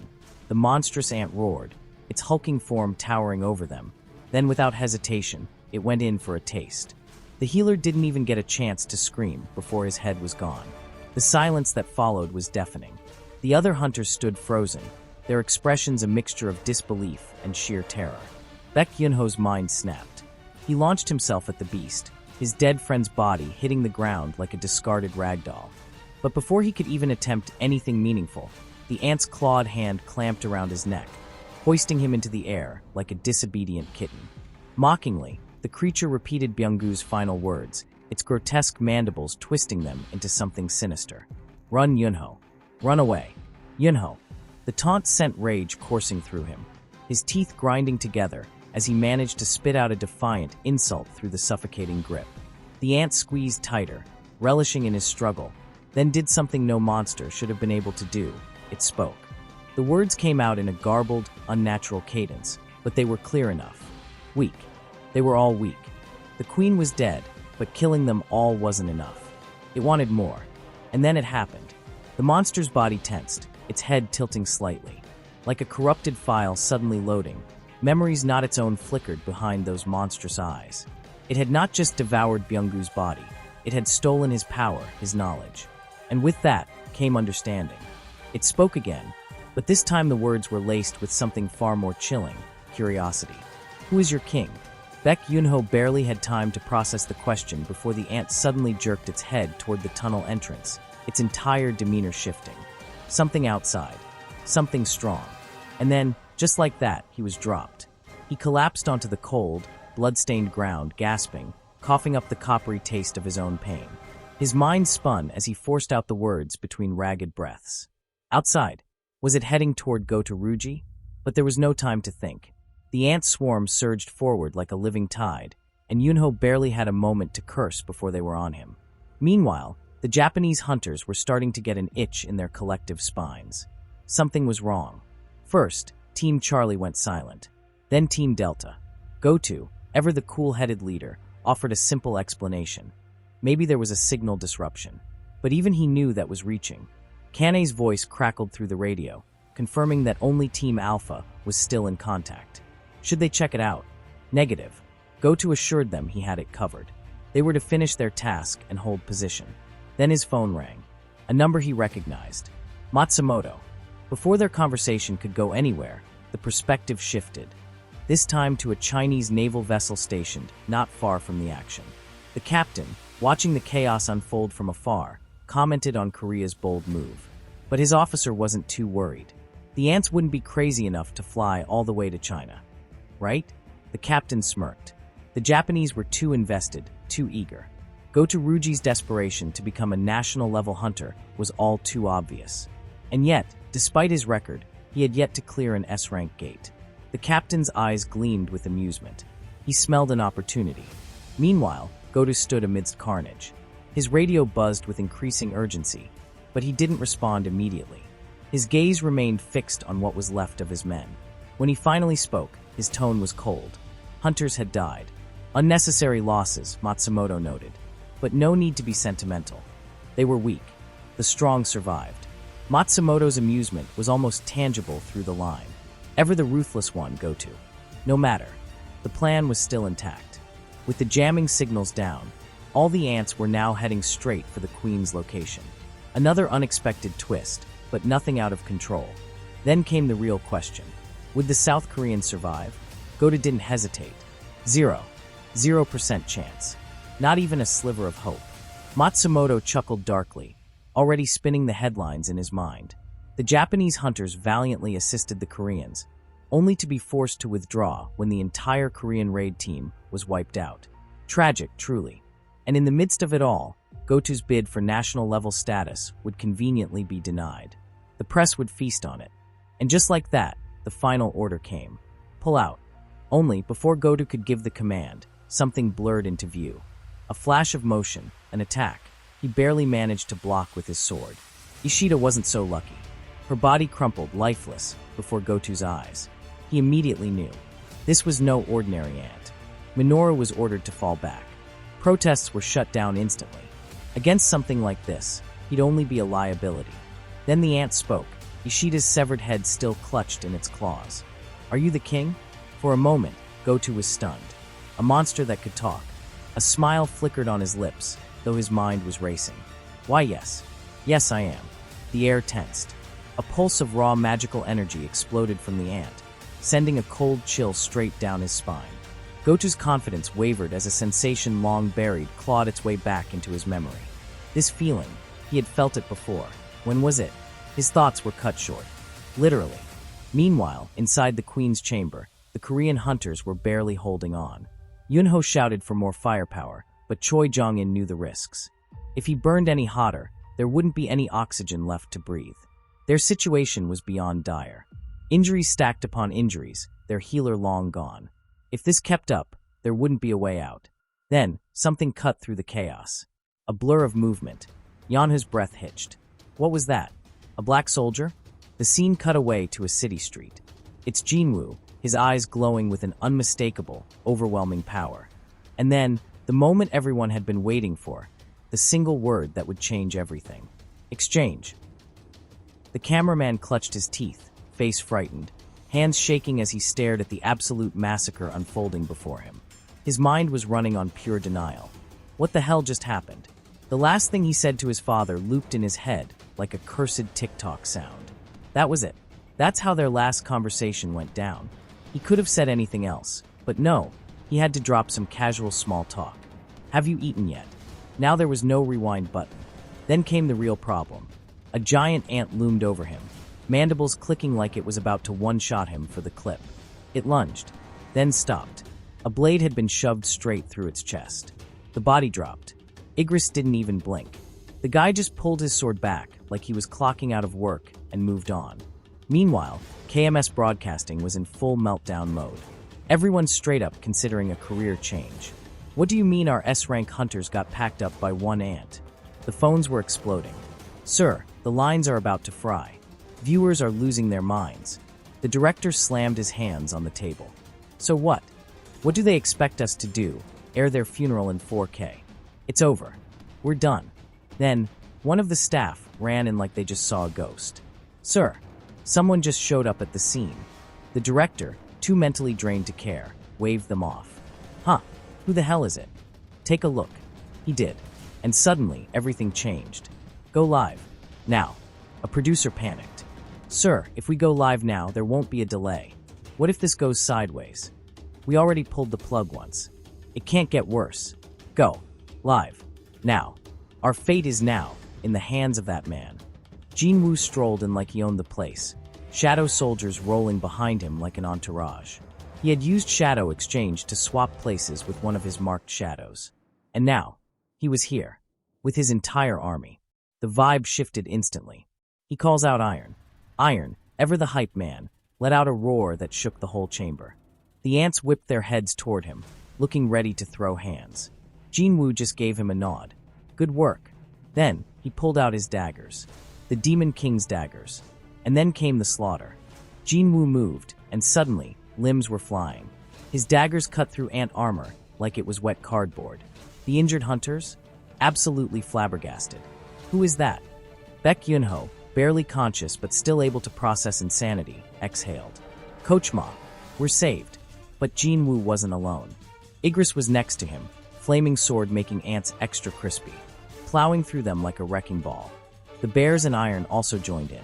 It wasn't a battle, it was a purge. And Jinwoo wasn't even trying yet. I guess it's time to ramp things up. Arise. The battlefield twitched. Every fallen ant corpse suddenly began to move. At the KMS newsroom, sheer chaos. What the hell? Did he just turn the ants into zombies? They urged the commentator, explain. The whole country is watching. The commentator? Absolutely cooked. Well, I have no idea what's happening. The ants turned on each other. Full-on confusion. Meanwhile, Jinwoo? Unbothered. He walked up to the injured hunters, calm as ever. Everyone gather around. He pulled out health potions. Drink these. I'll explain later. They chugged it, eyes widening as wounds sealed in seconds. Ma Dongwook turned toward Cha Hayan. Why is she still unconscious? Jinwoo's jaw tightened. Her injuries are too serious. I can't heal her. His fist clenched. She was getting weaker.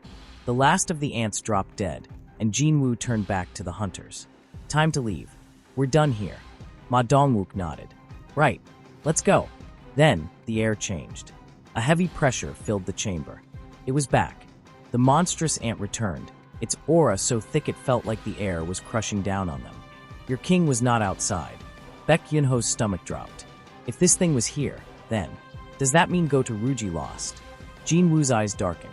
I was wondering why Go to Ruji's shadow disappeared. His voice turned ice cold. Because of this guy. The ant locked onto him. Are you the king of the humans? Jinwoo tilted his head, completely unfazed. A talking bug. Huh. Peak Cinema was about to begin. If you haven't subscribed yet, now's the time. Jinwoo and the Ant King stood face to face, the tension thick enough to crush the air. The monstrous insect, still running on the high of its previous victories, sized him up, sensing something dangerous about this human. You have quite a threatening presence, human, the Ant King muttered, voice deep and eerie. It then released an intense roar. Jinwoo smirked, completely unfazed. Now you're behaving more like an insect. Then, in an instant, we're thrown 5 minutes into the past. The broadcast of the raid had been cut off, leaving the world in chaos. Jinwoo's old teammates, watching from afar, felt the unease creeping in. What happened to the hunters? What was with that ant just now? The whole of Korea exploded with questions, people demanding answers. What the hell? They can't just end the broadcast there. What's going on? Then suddenly, a news anchor appeared on the screen, visibly shaken. This just in. His voice was tense as he delivered the breaking news. Min Byung-gu was dead. The fate of the remaining hunters was unknown. No one could confirm if anyone had made it out alive. And then a pause. A flicker of something different in the reporter's expression. We've just received word that an unknown hunter has just appeared at the scene of the battle. We will now resume live coverage of the raid. The internet broke. Meanwhile, in Japan, the news was already spreading through the upper ranks. The Japanese Hunter Association chairman, Matsumoto Shigeo, was livid. An ant that can speak the human language? And on top of that, it killed Goto. His rage was barely contained. Where is that monster? One of his subordinates hesitated before answering. It has returned to the Queen's chamber. Matsumoto, already fuming, narrowed his eyes. Are you telling me the South Korean team is still alive? Yes, sir. It appears so. And we're also picking up even more mana signals, coming from another being. For God's sake, turn on the TV. At the same time, in Jinwoo's home, his mother struggled with the television, frustrated. Jina walked in, confused. Mom, what are you doing?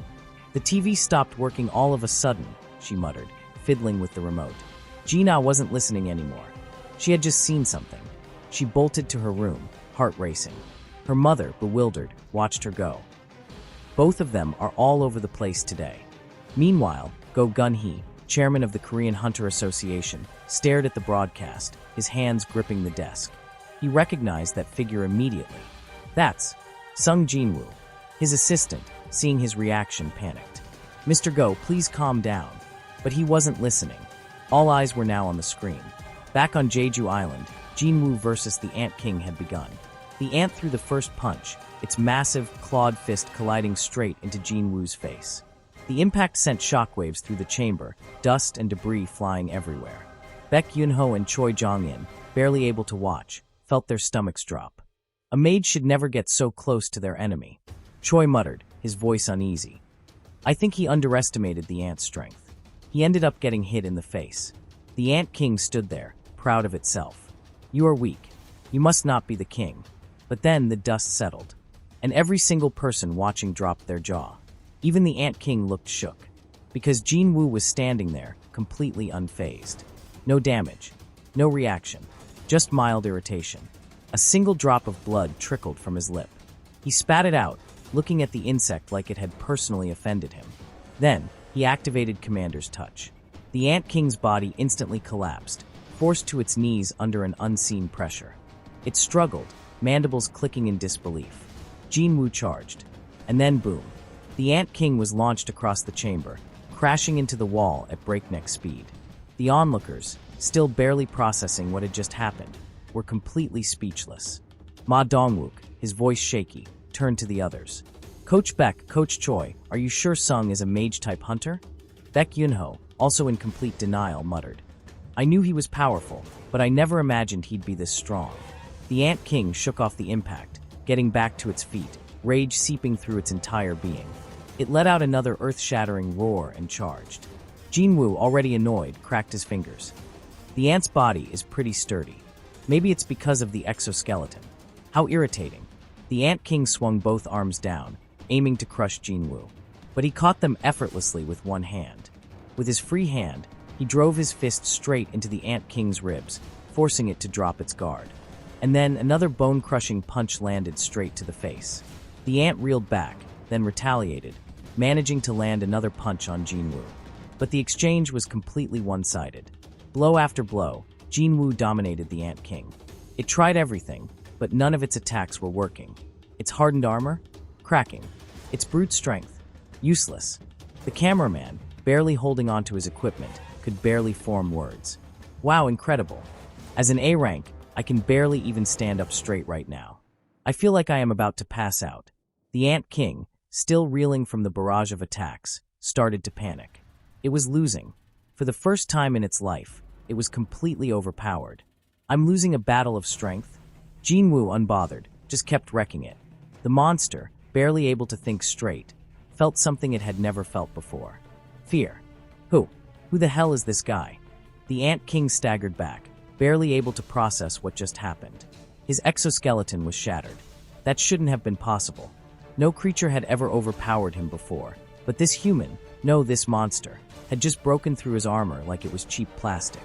Before he could even recover, Jinwoo closed the distance in an instant, his fist slamming into the cracked section with brutal force. The impact rippled through the entire chamber, sending shockwaves that shook the ground. Desperate, the Ant King retaliated. His needle-like tongue shot out at Jinwoo like a spear, aiming straight for his head. Jinwoo barely dodged in time, but the tip nicked his cheek, leaving a small wound. At first, it didn't seem like much, just a scratch. But then a sharp, burning pain spread through his body. He looked down. A purple stinger protruded from the wound. Poison. The Ant King had evolved past normal ants, consuming stronger creatures, adapting their powers. One of them had been a cone snail, meaning its venom wasn't just deadly. It was one of the most lethal neurotoxins on the planet. And now, enhanced by mana, it was even worse. The Ant King grinned, stepping forward like it had already won. You tried your best, human. Now die. Meanwhile, back at the Japanese team, or what's left of them at least, Kane Tawada felt something was seriously wrong. She turned to Minoru, who was still shaking like a leaf, his entire body trembling with fear. Minoru, I just got a call from Mr. Sugimoto. What the hell is going on? Minoru's breath was uneven, his hands clenched into fists. We can't win. That thing, it's not something humans can beat. Not even S ranks, not even all of us combined. His voice cracked. Mr. Goda couldn't, and neither can we. Kane grabbed him by the collar, anger flashing in her eyes. The hell are you talking about? Have you lost your damn mind? Minoru just kept shaking his head, muttering the same thing over and over. Nobody can stop that thing. Nobody. Kane shoved him away, disgusted. You're pathetic. But when she turned and saw the helicopter approaching, her stomach dropped. Something was seriously wrong. The real problem was only beginning. Back in the Queen's chamber, the Ant King stepped toward Jinwoo, confident in its victory. But before it could even land another blow, Jinwoo grabbed its arm mid-strike. The Ant King's mandibles clicked in shock. How? The poison should have immobilized him by now. Jinwoo didn't even flinch. His grip tightened, and without a word, he punched the Ant King so hard the ground cracked beneath them, sending the insect flying across the chamber. A notification popped up in Jinwoo's vision. You have been successfully detoxified. Oh, right. Poison resistance. He smirked, stretching his shoulders like he was just warming up. The Ant King had actually thought it won? How embarrassing. And then, Jinwoo felt something. Fear. From the Ant King. Oh yeah, it was scared.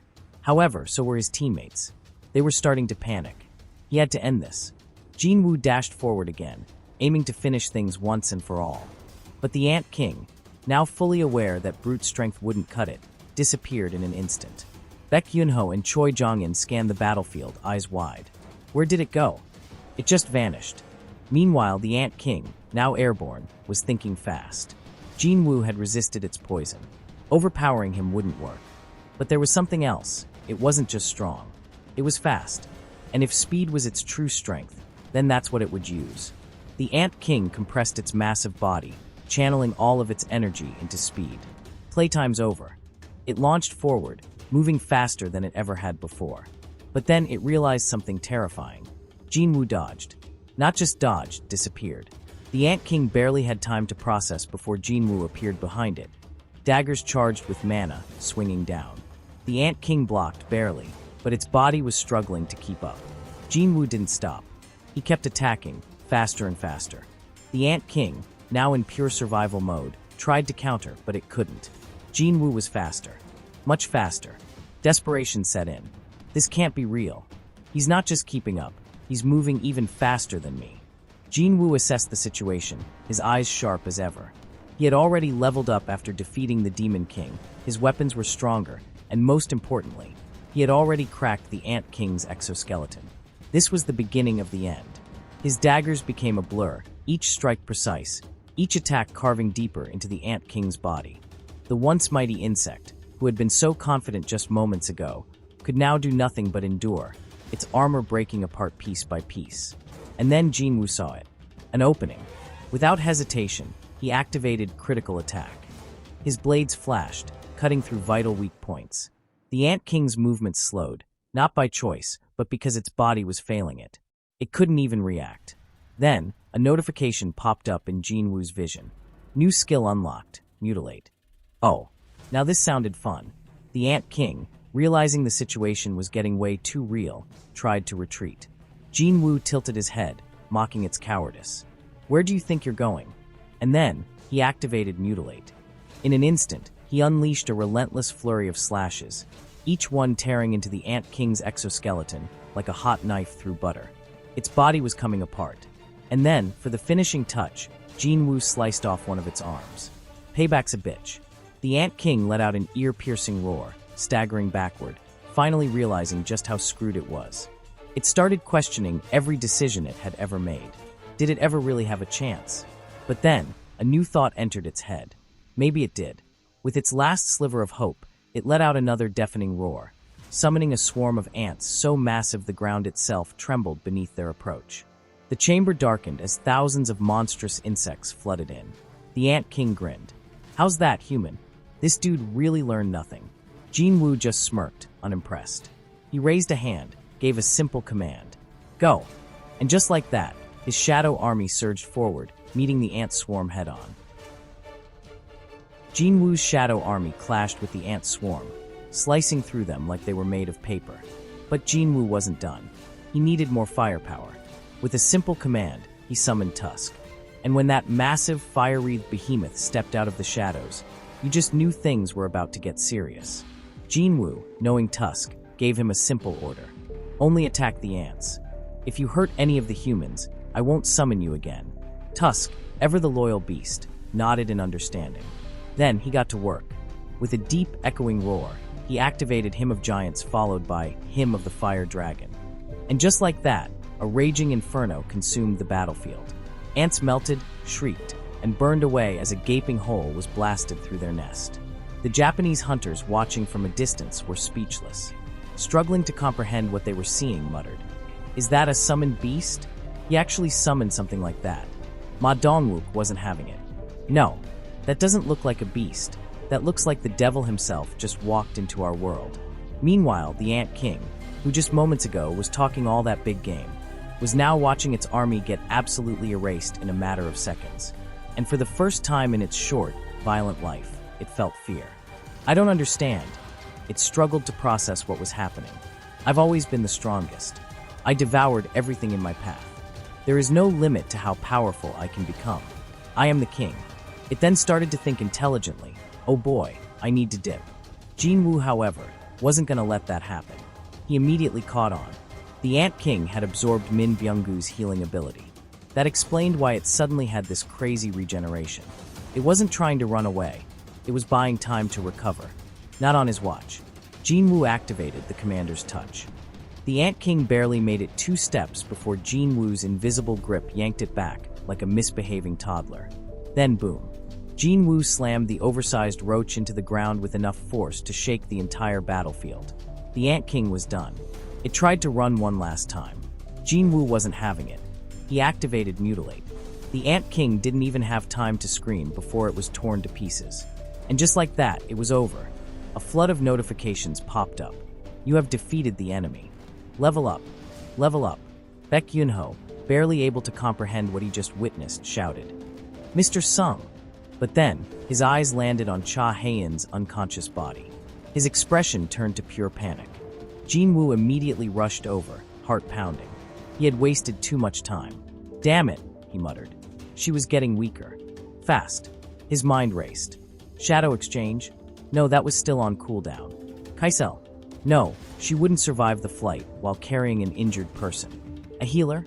Maybe one of the Blade Guild hunters was still alive. There had to be a way. Then he figured something out. He turned and looked at the cameraman, who was still recording. "Turn that off." The cameraman, confused, just blinked at him. Pardon." Jinwoo wasn't in the mood to ask twice. "Hurry up. If you don't shut it off, I'm going to smash it to pieces." The poor guy nearly dropped his camera, trying to turn it off. "Okay, it's off. It's off." He gulped, thinking to himself. What the hell is he about to do? Jinwoo turned to his shadows. "Go find Min Byung-goo's body." Baek Yunho's breath hitched. Min Byung-goo's body? But his head was. He cut himself off. A terrifying thought entered his mind. No way is he going to try that. The shadows returned, carrying what was left of Min Byung-goo. Baek Yunho, watching Jinwoo's expression, had a bad feeling. "Mr. Sung, what exactly are you trying to do?" Jinwoo barely acknowledged him. A notification appeared in front of him. Shadow extraction may be used on this target. Thank God. Jinwoo took a breath. This was his only shot. Arise. Nothing. The extraction failed. He tried again. Still nothing. Jinwoo clenched his fists. This should have worked. His skill level was more than high enough for this kind of extraction. So why wasn't it working? And then it hit him. Min Byung-goo didn't want to come back. Even in death, his will was too strong. Jinwoo looked over at Cha Hae-in. Her breathing was growing weaker. He had no choice. He tried one last time. Arise. And this time, it worked. Baek Yunho immediately grabbed Jinwoo by the shoulder. "Mr. Sung, what have you done to Byung-goo?" Min Byung-goo, formerly one of Korea's greatest S-rank healers, now stood before them as a shadow soldier. And Baek Yunho? He finally understood just how terrifying Sung Jinwoo really was. Does he have the power to command the dead? Choi Jong-in, still trying to process what he just witnessed, looked at Jinwoo with an expression of disbelief. "You can harness the powers of the dead?" he muttered. "You're no ordinary summoner, that's for sure." The answer to that question was standing right in front of them. Min Byung-goo's shadow, now an undead version of Korea's greatest healer, silently walked over to Cha Hae-in and began healing her. Baek Yunho, his emotions completely all over the place, watched as his fallen friend, no, the thing that used to be his friend, cast his healing spells over Cha Hae-in's unconscious body. Is Byung-goo healing her? His voice barely above a whisper. Jinwoo didn't even have to command him. Min Byung-goo's shadow had started healing her on his own. Even in death, his will remained the same. Baek Yunho still had his hand on Jinwoo's shoulder. This time, there was no hostility. He wasn't accusing, wasn't demanding, he was pleading. "That thing," he said, voice heavy with emotion. "That's no longer Byung-gu." Jinwoo nodded. "You're right." The cameraman, standing a few steps away, was just straight up speechless. The dude had seen some crazy shit in his time, but this was something else entirely. He can summon the dead, he thought, his hands trembling as he gripped his camera. I get why he told me to turn off the recording now. There's no way the public can know about this. Meanwhile, Choi Jong-in was staring at Jinwoo like he was looking at something that shouldn't exist. The more the battle rages on, the more powerful he becomes, he realized. What a terrifying ability. Baek Yunho, still holding on to Jinwoo, spoke again, this time making a request instead of a demand. "You're going to fight in many more battles from now on," he said. "And I know Byung-gu's abilities would be a huge advantage for you." But he hated violence. "So please, don't make him fight on the battlefield again." Jinwoo could tell that Baek Yunho meant it. This wasn't some empty plea. This was a friend asking for mercy. Jinwoo sighed. "That's the second time you've grabbed me by the shoulder, Mr. Baek." He paused. "But this time, you're not giving me an order. I can tell you're making a heartfelt request." And honestly, Jinwoo agreed. He took one last look at Min Byung-gu's shadow. Then, with a quiet terminate extraction, the shadow dissipated into thin air. Baek Yunho, despite himself, felt his throat tighten. Watching his friend disappear a second time hit different. He looked at Jinwoo, the smallest trace of gratitude in his expression. "Thank you," he said. A helicopter arrived overhead. "The hunters have returned," came a voice over the radio. Jinwoo, however, wasn't done yet. "I'm staying behind," he said. Baek Yunho blinked. "Sorry, I still have some unfinished business to take care of," Jinwoo explained. Baek Yunho hesitated for a second. Then, with a deep breath, he nodded. "That's true. This raid isn't over yet." Jinwoo smirked. "I'll clear the path and get rid of the remaining ants." Summoning Kaisel, he gave one final nod to Baek Yunho before launching himself into the sky, leaving a trail of destruction in his wake as he tore through any remaining ants like it was a side quest. Meanwhile, back on the Japanese destroyer, things were not looking great. Hoshino Minoru sat on the floor, trembling. He hadn't recovered. Not from what he saw. Not from the absolute nightmare that was the Ant King. "That thing," he mumbled. "That thing was a monster. You guys didn't see it. You didn't see how it killed Goto. You don't understand. We can't win. Nobody in the world can defeat something like that." Reiji Sugimoto, standing nearby, gave him a very unimpressed look. "Stop your worrying," he said flatly. "The Jeju Island Raid has already ended." Minoru's blood ran cold. "What?" Ishida Mari confirmed it. "We just received word from the South Korean headquarters. It's true." As they spoke, Sugimoto remembered something. A conversation he had with Goto the night before the raid. "Mr. Sugimoto," Goto had said, "it turns out there is a pretty skilled hunter here in South Korea." Sugimoto had laughed at the time. "Haha, but surely not as strong as you, Mr. Goto." But Goto had looked unsure. "Well, I'm not so sure about that," he had muttered. And then, he had given Sugimoto a name. Sung Jinwoo. Back in the nest, Jinwoo was cleaning up. He wiped out the remaining eggs with ease, collecting EXP like he was grinding mobs in a game. "Looks like I get experience points for destroying unhatched ants, too," he mused. "That's a lucky bonus." Opening his inventory, he saw something he completely forgot about. The Night Killer longsword. "Huh, I forgot I had this," he muttered. He drew the weapon, giving it a test swing. Sparks of electric energy crackled across the blade. "Whoa," he grinned. "Yeah, this one's gonna be fun." Meanwhile, in the United States, David Brennan, director of the Federal Bureau of Hunters, sat in his office, watching a screen. "What do you make of this, Mr. Brennan?" asked Michael Connor, standing nearby. Brennan rubbed his chin. "Well, I watched the videos. Didn't realize how much time had passed. It's already past 4 in the morning." Connor pressed him. "A hunter that can summon and command over 100 beasts. He's truly one of a kind, sir. I think it'd be a shame to let such talent go to waste. South Korea is too small for him." Brennan sighed. "I agree. Do you know anything else about him?" Connor handed him a file. "This file contains details about the explosion at the Bureau a couple of months ago, otherwise known as the Sung Ilhwan incident." Brennan's expression darkened. Connor continued. Sung Ilhuan was captured inside an A-rank gate on the East Coast. At first, we weren't sure if he was a human or a magic beast, but he claimed to be a hunter from South Korea. Then, Connor hit him with the real bombshell. Turns out, he's Sung Jinwoo's father. Brennan's eyebrows shot up. Connor smirked. We have a perfect opportunity here, sir. As of now, no other country even knows Sung Jinwoo's name. Brennan hesitated. If we do this, we can't repeat what we did with Hwang Dong-soo. South Korea's been an ally for a long time. Taking another S-rank from them would be a slap in the face. Connor just smiled. But Sung Jinwoo would be worth the risk, wouldn't he? Brennan sighed. You sure you can do this? Connor's smirk widened. I'll give it my best shot. Back on Jeju Island, Jinwoo levels up. Jinwoo hits level 100, but there's no time to celebrate. His gaze shifts to the remains of the Ant King, and something about it feels different. The corpse isn't just lying there. It's radiating energy, dark flares pulsing from its form like a lingering grudge refusing to fade. This one seems unusually troubled, Jinwoo mutters. He raises a hand and gives the command. Arise. The moment the words leave his mouth, everything goes black. Jinwoo is completely engulfed in darkness, a void so deep and consuming that for a split second, he wonders what's happening. Why is it so dark? I can't feel anything, he thinks. Is this happening because I tried extracting its shadow?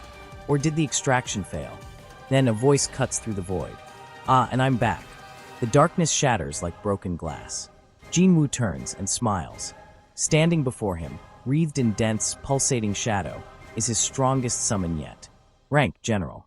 The same hulking menace that terrorized an entire island of elite hunters, that tore through Japan's best, that stood above all other ants as their king.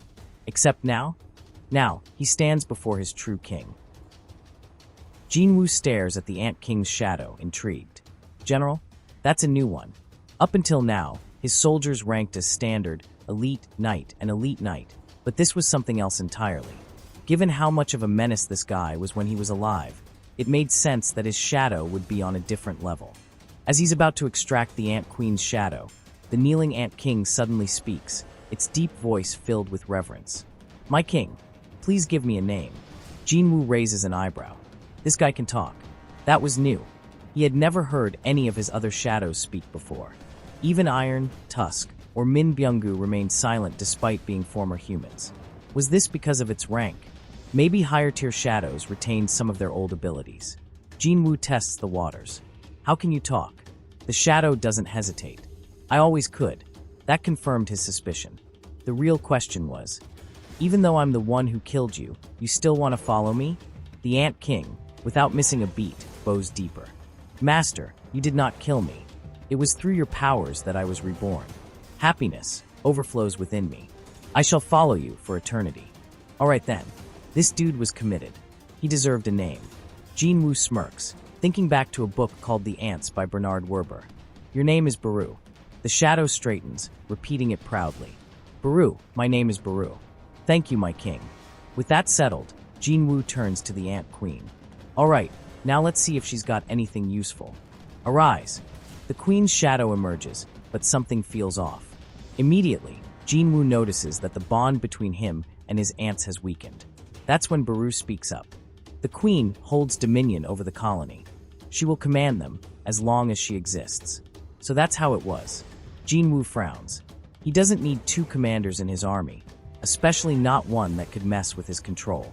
He also realizes her mana levels are abnormally low for her rank. Why does she have such little mana? Baru, ever the info dump, replies. Her mana was used for reproduction. Now that she has no body to reproduce, she has little left to offer. Oh, so she was basically useless. No thanks. Terminate extraction. The queen's shadow dissipates instantly, and Jinwoo moves on to more pressing matters. His shadows have already begun collecting essence stones from the fallen ants, but he stops them. Leave them. These are going to be used to rebuild Jeju Island and compensate for the damages. As he eyes the mana stone from Baru's corpse, he figures this one alone is more than enough for me. But the real problem now, the remaining ants. Can I wipe them out with my current numbers? Baru, as if reading his mind, kneels again. I can feel it, my king. Our enemies struggle in the skies. Without a leader, they scatter in confusion. Jinwoo folds his arms. How many are left? Before the attack, there were 8,700. Approximately 4,000 remain, my king. 4,000? That was still a lot of ants. He really thought he wiped out a good chunk, but it seemed like there was still plenty left to deal with. He turns to Baru. Can you handle the rest? Without hesitation, Baru bows. If you command it, master. Meanwhile, the ants that fled the island are now on a direct course for the mainland. Guild members stationed on the battleships see them approaching fast. The ants are flying straight for us. Immediately, the fleet opens fire. Heavy artillery and magic barges light up the sky, taking down dozens of ants at a time, but there are just too many. The hunters on board the ships brace themselves. Everyone get into formation. If we lose formation, we're dead. One of the A-rank hunters starts shaking. We're actually supposed to fight these things. There's too many of them. Another hunter scoffs. This guy's an A-rank? What a coward. Panic starts to set in as the ants break through the bombardment, closing in on the ships at terrifying speed. They're already at Houndy Beach. We don't have enough firepower to stop them. Just as it looks like all hope is lost. Boom. A blur cuts through the sky. Ants drop by the dozens, sliced apart in an instant. The hunters, completely dumbfounded, struggle to even comprehend what they're seeing. What the hell? What just killed those ants? The air crackles with energy as the hunters spot a figure moving faster than their eyes can track. A black shadow. No, not just any shadow. This was a monster among monsters. Baru has entered the battlefield. The aftermath of the Jeju Island Raid dragged on for 2 more days as the fight against the remaining ants continued. The invasion spread beyond South Korea's shores, even reaching Chinese waters. A Chinese destroyer, locked onto the incoming swarm, was ready to fire at any moment. The officer on deck called out, "The second wave of ants is in range, sir. Orders to fire." But the captain hesitated, glancing at the lone figure standing on deck. "No need," he said, watching as Lu Jigang, China's national-level hunter, stands there as the ants swarm toward him, but the man barely looked fazed. "They just keep coming," he muttered, before unsheathing his swords. A fiery explosion erupted in the sky, the ants obliterated in an instant. As he sheathed his sword, Lu Jigang let out a sigh. Pathetic. If the ant Sung Jinwoo fought was still alive, this might have been fun. What a waste.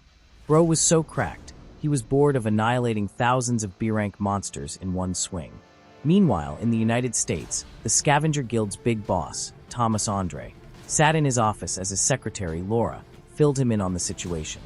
There's a connection between Hwang Dong-soo and Sung Jinwoo. Hwang suspects Jinwoo killed his brother and is looking for revenge, she explained. Thomas, unimpressed, just smirked. That's all it is? Laura nodded. Yes. Andre leaned back, clearly disappointed. Guess it's going to be even harder to meet Jinwoo now. That's a shame. I was looking forward to it. Laura hesitated before asking, "What if they fight?" Andre's gaze darkened. "The Scavenger Guild is mine. Hwang Dong-soo is my property. I don't care if it's the US government or Sung Jinwoo himself. If anyone messes with my property, they're dead."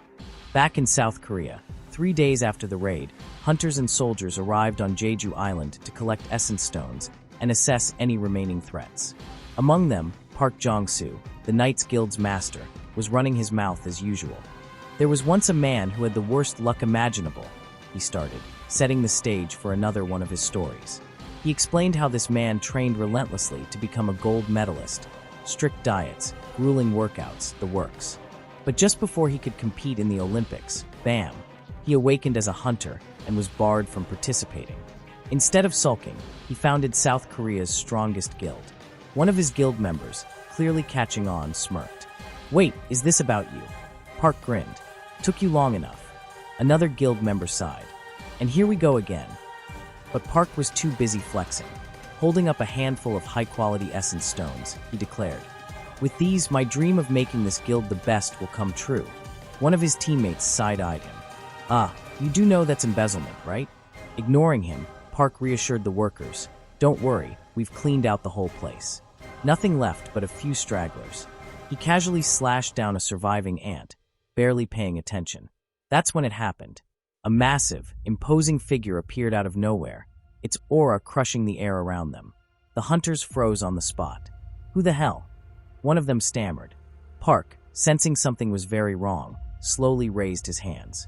"Okay, nobody shoot. That's not a magic beast." The figure spoke, but the language was completely foreign. One of the hunters gulped. "Sir, is that a language spoken by beasts?" Before anyone could react, a second figure snapped his fingers, and everyone collapsed instantly. It wasn't an attack, it wasn't magic, it was just pure, overwhelming presence. The old man, dressed in a regal blue robe, turned to the first figure. "What do you think you're doing?"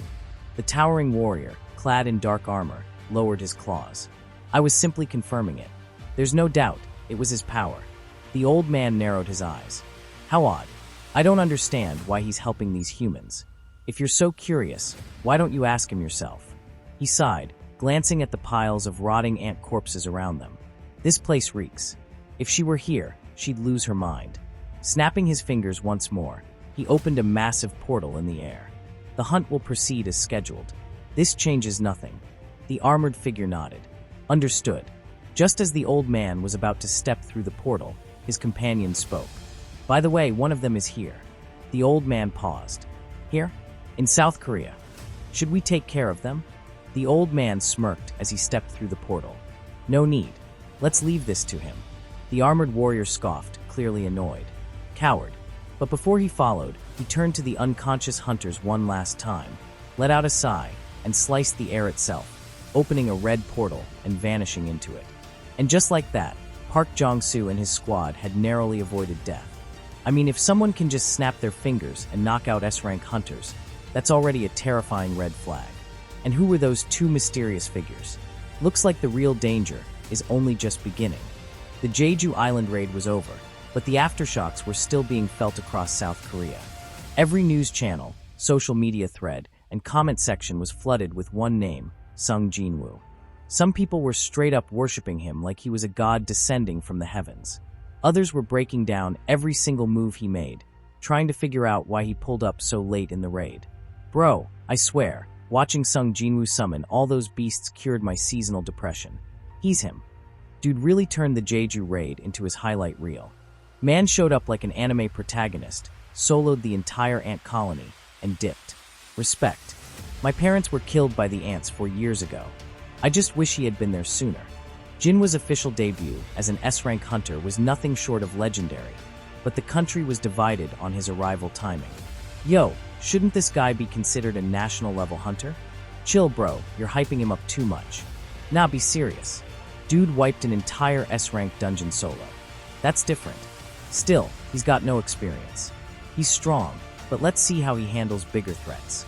Regardless, that was peak fiction in real life. Dude's a monster. But not everyone was on the hype train. Some people pointed fingers at the casualties, saying Jinwoo's late arrival cost lives. If Sung Jinwoo had joined from the beginning, maybe Min Byung-gu wouldn't have died. How many people could have been saved if he had been there earlier?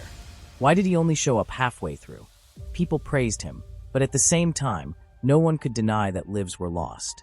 A memorial service was held for the hunters who didn't make it back. Dressed in a black suit, Jinwoo stood among the other hunters, watching in silence as people honored their fallen comrades. Choi Jong-in approached him, looking solemn. "I always believed that a single hero couldn't end a war by himself, but after seeing you in action, I might be wrong." He bowed slightly and thanked Jinwoo, his eyes wet with emotion. Nearby, Cha Hae-in glanced at Jinwoo, her expression unreadable. But the moment he looked her way, she quickly turned away, blushing hard. Jinwoo, clueless as ever, just stood there confused. Bro had no idea what was going on. He turned back to the pictures of the fallen hunters, their faces burned into his memory. The final tally was grim. 4,801 hunters had participated in the Jeju Raid. 727 awakened civilians had been drafted to assist. 64 hunters and 32 civilians lost their lives. A tragic loss, but still the lowest casualty count of all 5 Jeju raids. At the Hunter Association, Go Gun-hee sat across from Jinwoo. "So, you're planning on starting your own guild?" Jinwoo nodded. "Certified S-ranks don't need a guild master's license. Just call the association, and we'll handle the rest." Jinwoo shrugged. "Cool. Might as well start cashing in on these S-rank perks." But then, Go Gun-hee hit him with a weird question. "By the way, did you leave some kind of barrier on Jeju Island?" Jinwoo blinked. "What? No, why?" Go Gun-hee leaned forward, looking serious. "Something strange happened. We sent A-rank hunters and knights guild members to clean up the ant corpses, but they all passed out, and none of them remember what happened before they blacked out. Jinwoo frowned. That's weird. Could it be a trap the ants left behind? Before they could dig deeper, one of Go Gun-hee's assistants rushed in. Sir, your guest has arrived. Go Gun-hee stood up. Looks like my appointment's here. Thanks for your time, Mr. Sung. Jinwoo nodded. No problem. I should head out too. Just as Jinwoo was leaving, a man in a clean-cut suit approached him. Mr. Sung Jinwoo? Jinwoo turned, eyeing the dude with suspicion.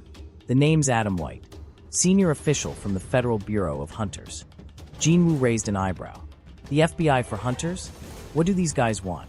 Adam White grinned, his polished demeanor showing. You can just call me Adam. Sorry for pulling up unannounced, but you're a hard man to track down.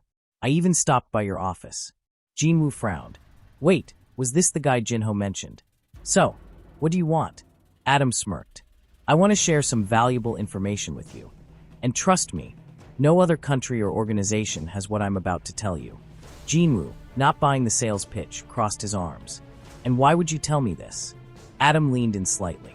Because we benefit from working with special individuals like you. I was supposed to come alone, but the Jeju Raid left a huge impression on our deputy director. He wants to meet you in person. Jinwoo narrowed his eyes. And why should I care? Adam's grin widened. Because he's offering you something big. An upgrader. Ever heard of one? Jinwoo's expression shifted. An awakened being that can enhance another hunter's abilities? Adam nodded. That got your attention, huh? So you coming? They arrived at a luxurious hotel, where a man was waiting for them. Michael Connor, Deputy Director of the Federal Bureau of Hunters. The guy doesn't waste time. No formalities, no small talk. He immediately slides a thick envelope across the table. These are immigration documents. Normally, they take years to process, but we're making an exception for you. He leans back in his chair, giving Jinwoo a confident look. Just say the word, and you'll become an American citizen instantly. Jinwoo gave him a serious look. I came here because White said you had important information to share. Not for a passport. You mentioned something about an awakened being that can enhance other hunters' abilities. An upgrader? Adam grins. Bingo. And lucky for you, we've got one right here with us. He turns to his subordinates and gives the order. Bring in Ms. Sellner. Jinwoo's bored expression shifts slightly as the door opens. A woman steps inside.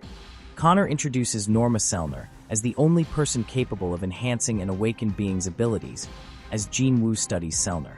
Connor, ever the smooth talker, gives him a reassuring smile. You must be skeptical about all this. Jinwoo doesn't respond. He just waits. Sellner, clearly used to doubters, tilts her head and smirks. Everyone gives me that same look at first. But once you get a taste of my powers, you'll be begging for more. She takes a breath before explaining. Every awakened being has a limit, a cap on how strong they can become. That's why no one ever surpasses their rank, unless they have a second awakening. This is common knowledge among hunters. Jinwoo's gaze sharpens. Second awakening. He leans forward. But you can change that. Sellner nods. Yes, I have the ability to break those limits. Through a 3-stage process, I can push an awakened being beyond their potential. I'm not sure if I'd call it a forced reawakening, or if I'm just unlocking something that was always there. Connor chimes in. Everything she said is true. But there's a catch. Ms. Sellner needs a long period of rest after using her powers. That means only 3 to 4 awakened beings can receive her help per year. Jinwoo processes this. If she's telling the truth, her ability is insane. How much of a difference does it make? Sellner glances at Connor, then back at Jinwoo. It varies, but after all 3 stages, a person's strength increases by 20 to 30%. Jinwoo's eyes widen slightly. 20 to 30%? That's absurd. He suddenly understands why hunters like Hwang Dong-soo moved to the US despite all the hate. Who the hell would turn down an offer like this? He exhales. If people found out about Ms. Sellner's power. Connor nods, his expression turning serious. That's why she's under our protection. We ensure her safety, provide her with a proper salary, and in return, she enhances only the hunters we select. That's why we're offering you this, Mr. Sung. Jinwoo narrows his eyes. A gift, huh? Don't you mean an offer? Connor chuckles. Once you become a hunter of the Federal Bureau, you'll be our top priority. You'll get preferential benefits, and we'll even arrange the best guild contract for you. Jinwoo stays silent. Connor continues. You don't need to decide today. Think of this as an introduction. We're just easing you in. Jinwoo raises an eyebrow. Easing me in. Connor grins. Exactly what Ms. Sellner said. Consider this a complimentary service. Mr. Sung, do we have permission to lift your limit? Jinwoo studies them for a second. For free. No strings attached? Sellner watches him carefully. Once you get a taste, you'll want more. Jinwoo leans back, already knowing where this is going. They expect him to get addicted to the power boost and come crawling back. Clever. Still, he's curious. All right, he says. Sellner steps forward, taking his hands gently. Look into my eyes. This is the first step. Connor's excitement is barely contained. Nice. He took the bait. Sellner initiates the process, her hands clasped around Jinwoo's. At first, everything seems normal, until suddenly, his eyes ignite with an eerie glow. A wave of darkness surges outward. The entire room shudders. Sellner's body stiffens. Her breath catches. In an instant, she is somewhere else. A vast, endless void engulfs her, suffocating in its presence. An abyss without light, without escape. And then it appears. A monstrous, towering figure, wreathed in shadows, its eyes like burning coals, glaring straight at her. Her heartbeat stops. Sellner screams. A raw, primal, soul-wrenching scream. She yanks her hands away from Jinwoo, stumbling backward like she's just touched death itself. Adam's agents immediately draw their guns. You bastard. What did you do to Ms. Sellner? Connor jumps up, panic flashing across his face. Stop. Do you have any idea who you're pointing those at? But Ms. Sellner. Check on her instead of pulling guns, you morons. Adam rushes to Sellner's side. Ms. Sellner, are you okay? Sellner is shaking uncontrollably. Sweat drenches her face. Connor turns back to Jinwoo, his expression unreadable. My apologies, Mr. Sung. Our agents acted out of line. Jinwoo dusts off his hands, voice calm. It's fine. Inside, though, he's thinking the same thing. What the hell just happened? Connor glares at his men.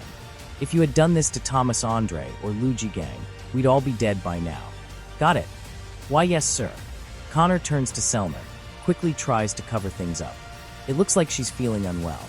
We should reschedule. Mr. Sung, we'll be in touch. Jinwoo nods and stands. Adam escorts him out. Once Jinwoo is gone, Connor crouches next to Sellner, whispering, Ms. Sellner, what happened? Sellner is still breathing heavily, gripping her arms as if she's freezing. He's a king, and a powerful one at that. Connor's eyes widen slightly. Then does that mean he's as strong as a national-level hunter? Sellner slowly shakes her head. No, I can't tell because I've never experienced anything like this before. Her voice barely a whisper. He's a king, but not an ordinary one. When I looked at him, something else was looking back at me. Connor stares. What? She shudders. It was an infinite darkness. She clenches her hands, still trembling. And worst of all, her voice drops. There is no limit to his power. Go-Gun he sits alone in his office, staring out the window as he reflects on the Jeju Island Raid. The weight of everything that happened still lingers. We lost Min Byung-gu, he mutters under his breath. He shakes his head. No, Min Byung-gu had retired. Calling him a hunter now wouldn't be right. But that didn't make the loss any easier to accept. The old chairman sighs, rubbing his temples. It was a noble sacrifice, but it breaks my heart to bring closure to the raid like this. There will be more obstacles ahead, and when that happens, it might not just be one sacrifice. His phone rings, pulling him from his thoughts. What now? He mutters, picking up the call. Sir, a B-rank gate has opened right in the middle of a road. Go-Gun he frowns. A B-rank. Normally, that wouldn't be too much of an issue, but its location is a problem. The caller continues. It's causing a major traffic jam, sir. A regular attack squad won't be able to handle it. Should we contact a major guild? Go-Gun he thinks for a second, then remembers something. Wait, isn't Sung Jinwoo's office near that area? Jinwoo, meanwhile, sits in the middle of that very traffic jam, looking unimpressed. What's with this traffic? This is exactly why I prefer the subway, he mutters. His phone rings. He glances at the caller ID, Go-Gun he. Jinwoo picks up. Yes. Mr. Hunter, this is Go-Gun he. Is something wrong? There's a gate in the middle of the road. B-rank. Jinwoo glances around. Ah, So that's why the traffic's this bad. Go Gun, he chuckles. I know it's a B rank, but can I leave it to you? Without permission? Jinwoo asks, already smirking. Go Gun, he laughs. Haha, Mr. Hunter. Where'd you get permission? From the Hunter Association. And who am I? Jinwoo catches on immediately. The chairman. Exactly. So don't worry about permission. Jinwoo sighs. Alright then. Thank you for the Maya. He stops himself. No, I mean thank you. At the scene, chaos is unfolding. News reporters are everywhere, trying to get a shot of the gate. Hunter Association officials scramble to maintain order while the public watches from a distance. Jinwoo arrives. The moment he steps out of his car, all eyes are on him. The crowd erupts. Wait, is that Sung Jinwoo? No way. He's here to handle the gate. Hunter Association personnel turn to see what the commotion is about. One official steps up, trying to maintain protocol. Wait a minute. You can't just walk in without permission. She stops mid-sentence. Her eyes widen. Wait, S-rank Hunter Sung Jinwoo. The official quickly regains her composure. Hold on. Even if you're an S-rank, we still need to follow procedure. Do you have permission? Jinwoo smirks, pulling out his phone. He presses a button and hands it to her. Here, answer it. She hesitates. Me? Yes. It's someone you cannot ignore. Who is it? Jinwoo shrugs. The chairman. Her hands tremble as she grabs the phone. Yes. Yes, sir. I understand. I will do as you say. Jinwoo walks straight in. The official, now fuming from sheer embarrassment, watches him disappear into the gate. Humph. I hope he trips over himself and breaks an ankle. And just like that, the gate turns red. Her jaw drops. That's the gate. The color is changing. A red gate, she gasps. Was it because I wished for him to get hurt? A wave of terror washes over the crowd. Inside the red gate, Jinwoo finds himself surrounded by dense jungle. He lets out a sigh, glancing at the now sealed exit. Great. A red gate. Just my luck. No way out until the dungeon is cleared. Guess it's go time. But then a memory surfaces. A few days ago, at home, his mother looks at him with gentle eyes. Jinwoo, just do what you want to do. He listens in silence. She continues, we can't do anything about the awakening. If you're an S rank, you'll have to save many lives. Like your father did. Jinwoo lowers his gaze. His mother smiles. Your father was a firefighter before he became a hunter. I fell in love with him when I saw him saving people. But what can I do? You're his son. She places a hand on his. Just don't overdo yourself. Okay, back in the red gate, Jinwoo exhales. I'm relieved. Mom wasn't against all of this. He cracks his neck and assesses the situation. Well, this won't be too much for me. I'll finish this within a day. He summons his army. Let's hunt. A hunter exists to hunt. That is the law of this world. But monsters? They aren't the only enemies. A hunter must always stay sharp, because the moment they let their guard down, the hunter can become the hunted. It's a game of survival. A fight where the roles can flip in an instant. It doesn't matter if they've hunted hundreds or even thousands. The hunt never truly ends. Not once. Not for a single second. Has a hunter ever had the luxury of stopping? Jinwoo looks ahead, his soldiers standing at attention, awaiting his command. The battlefield is his domain. The hunt continues. Jinwoo smirks. Let's move on to the next target. And with that, Season 2 comes to an end. If you're enjoying these recaps, make sure to subscribe. More solo leveling and other epic manhwa recaps are on the way. Don't miss out. Also, hit the like button and leave a comment with your favorite moment from this season. Let's talk about the peak hype.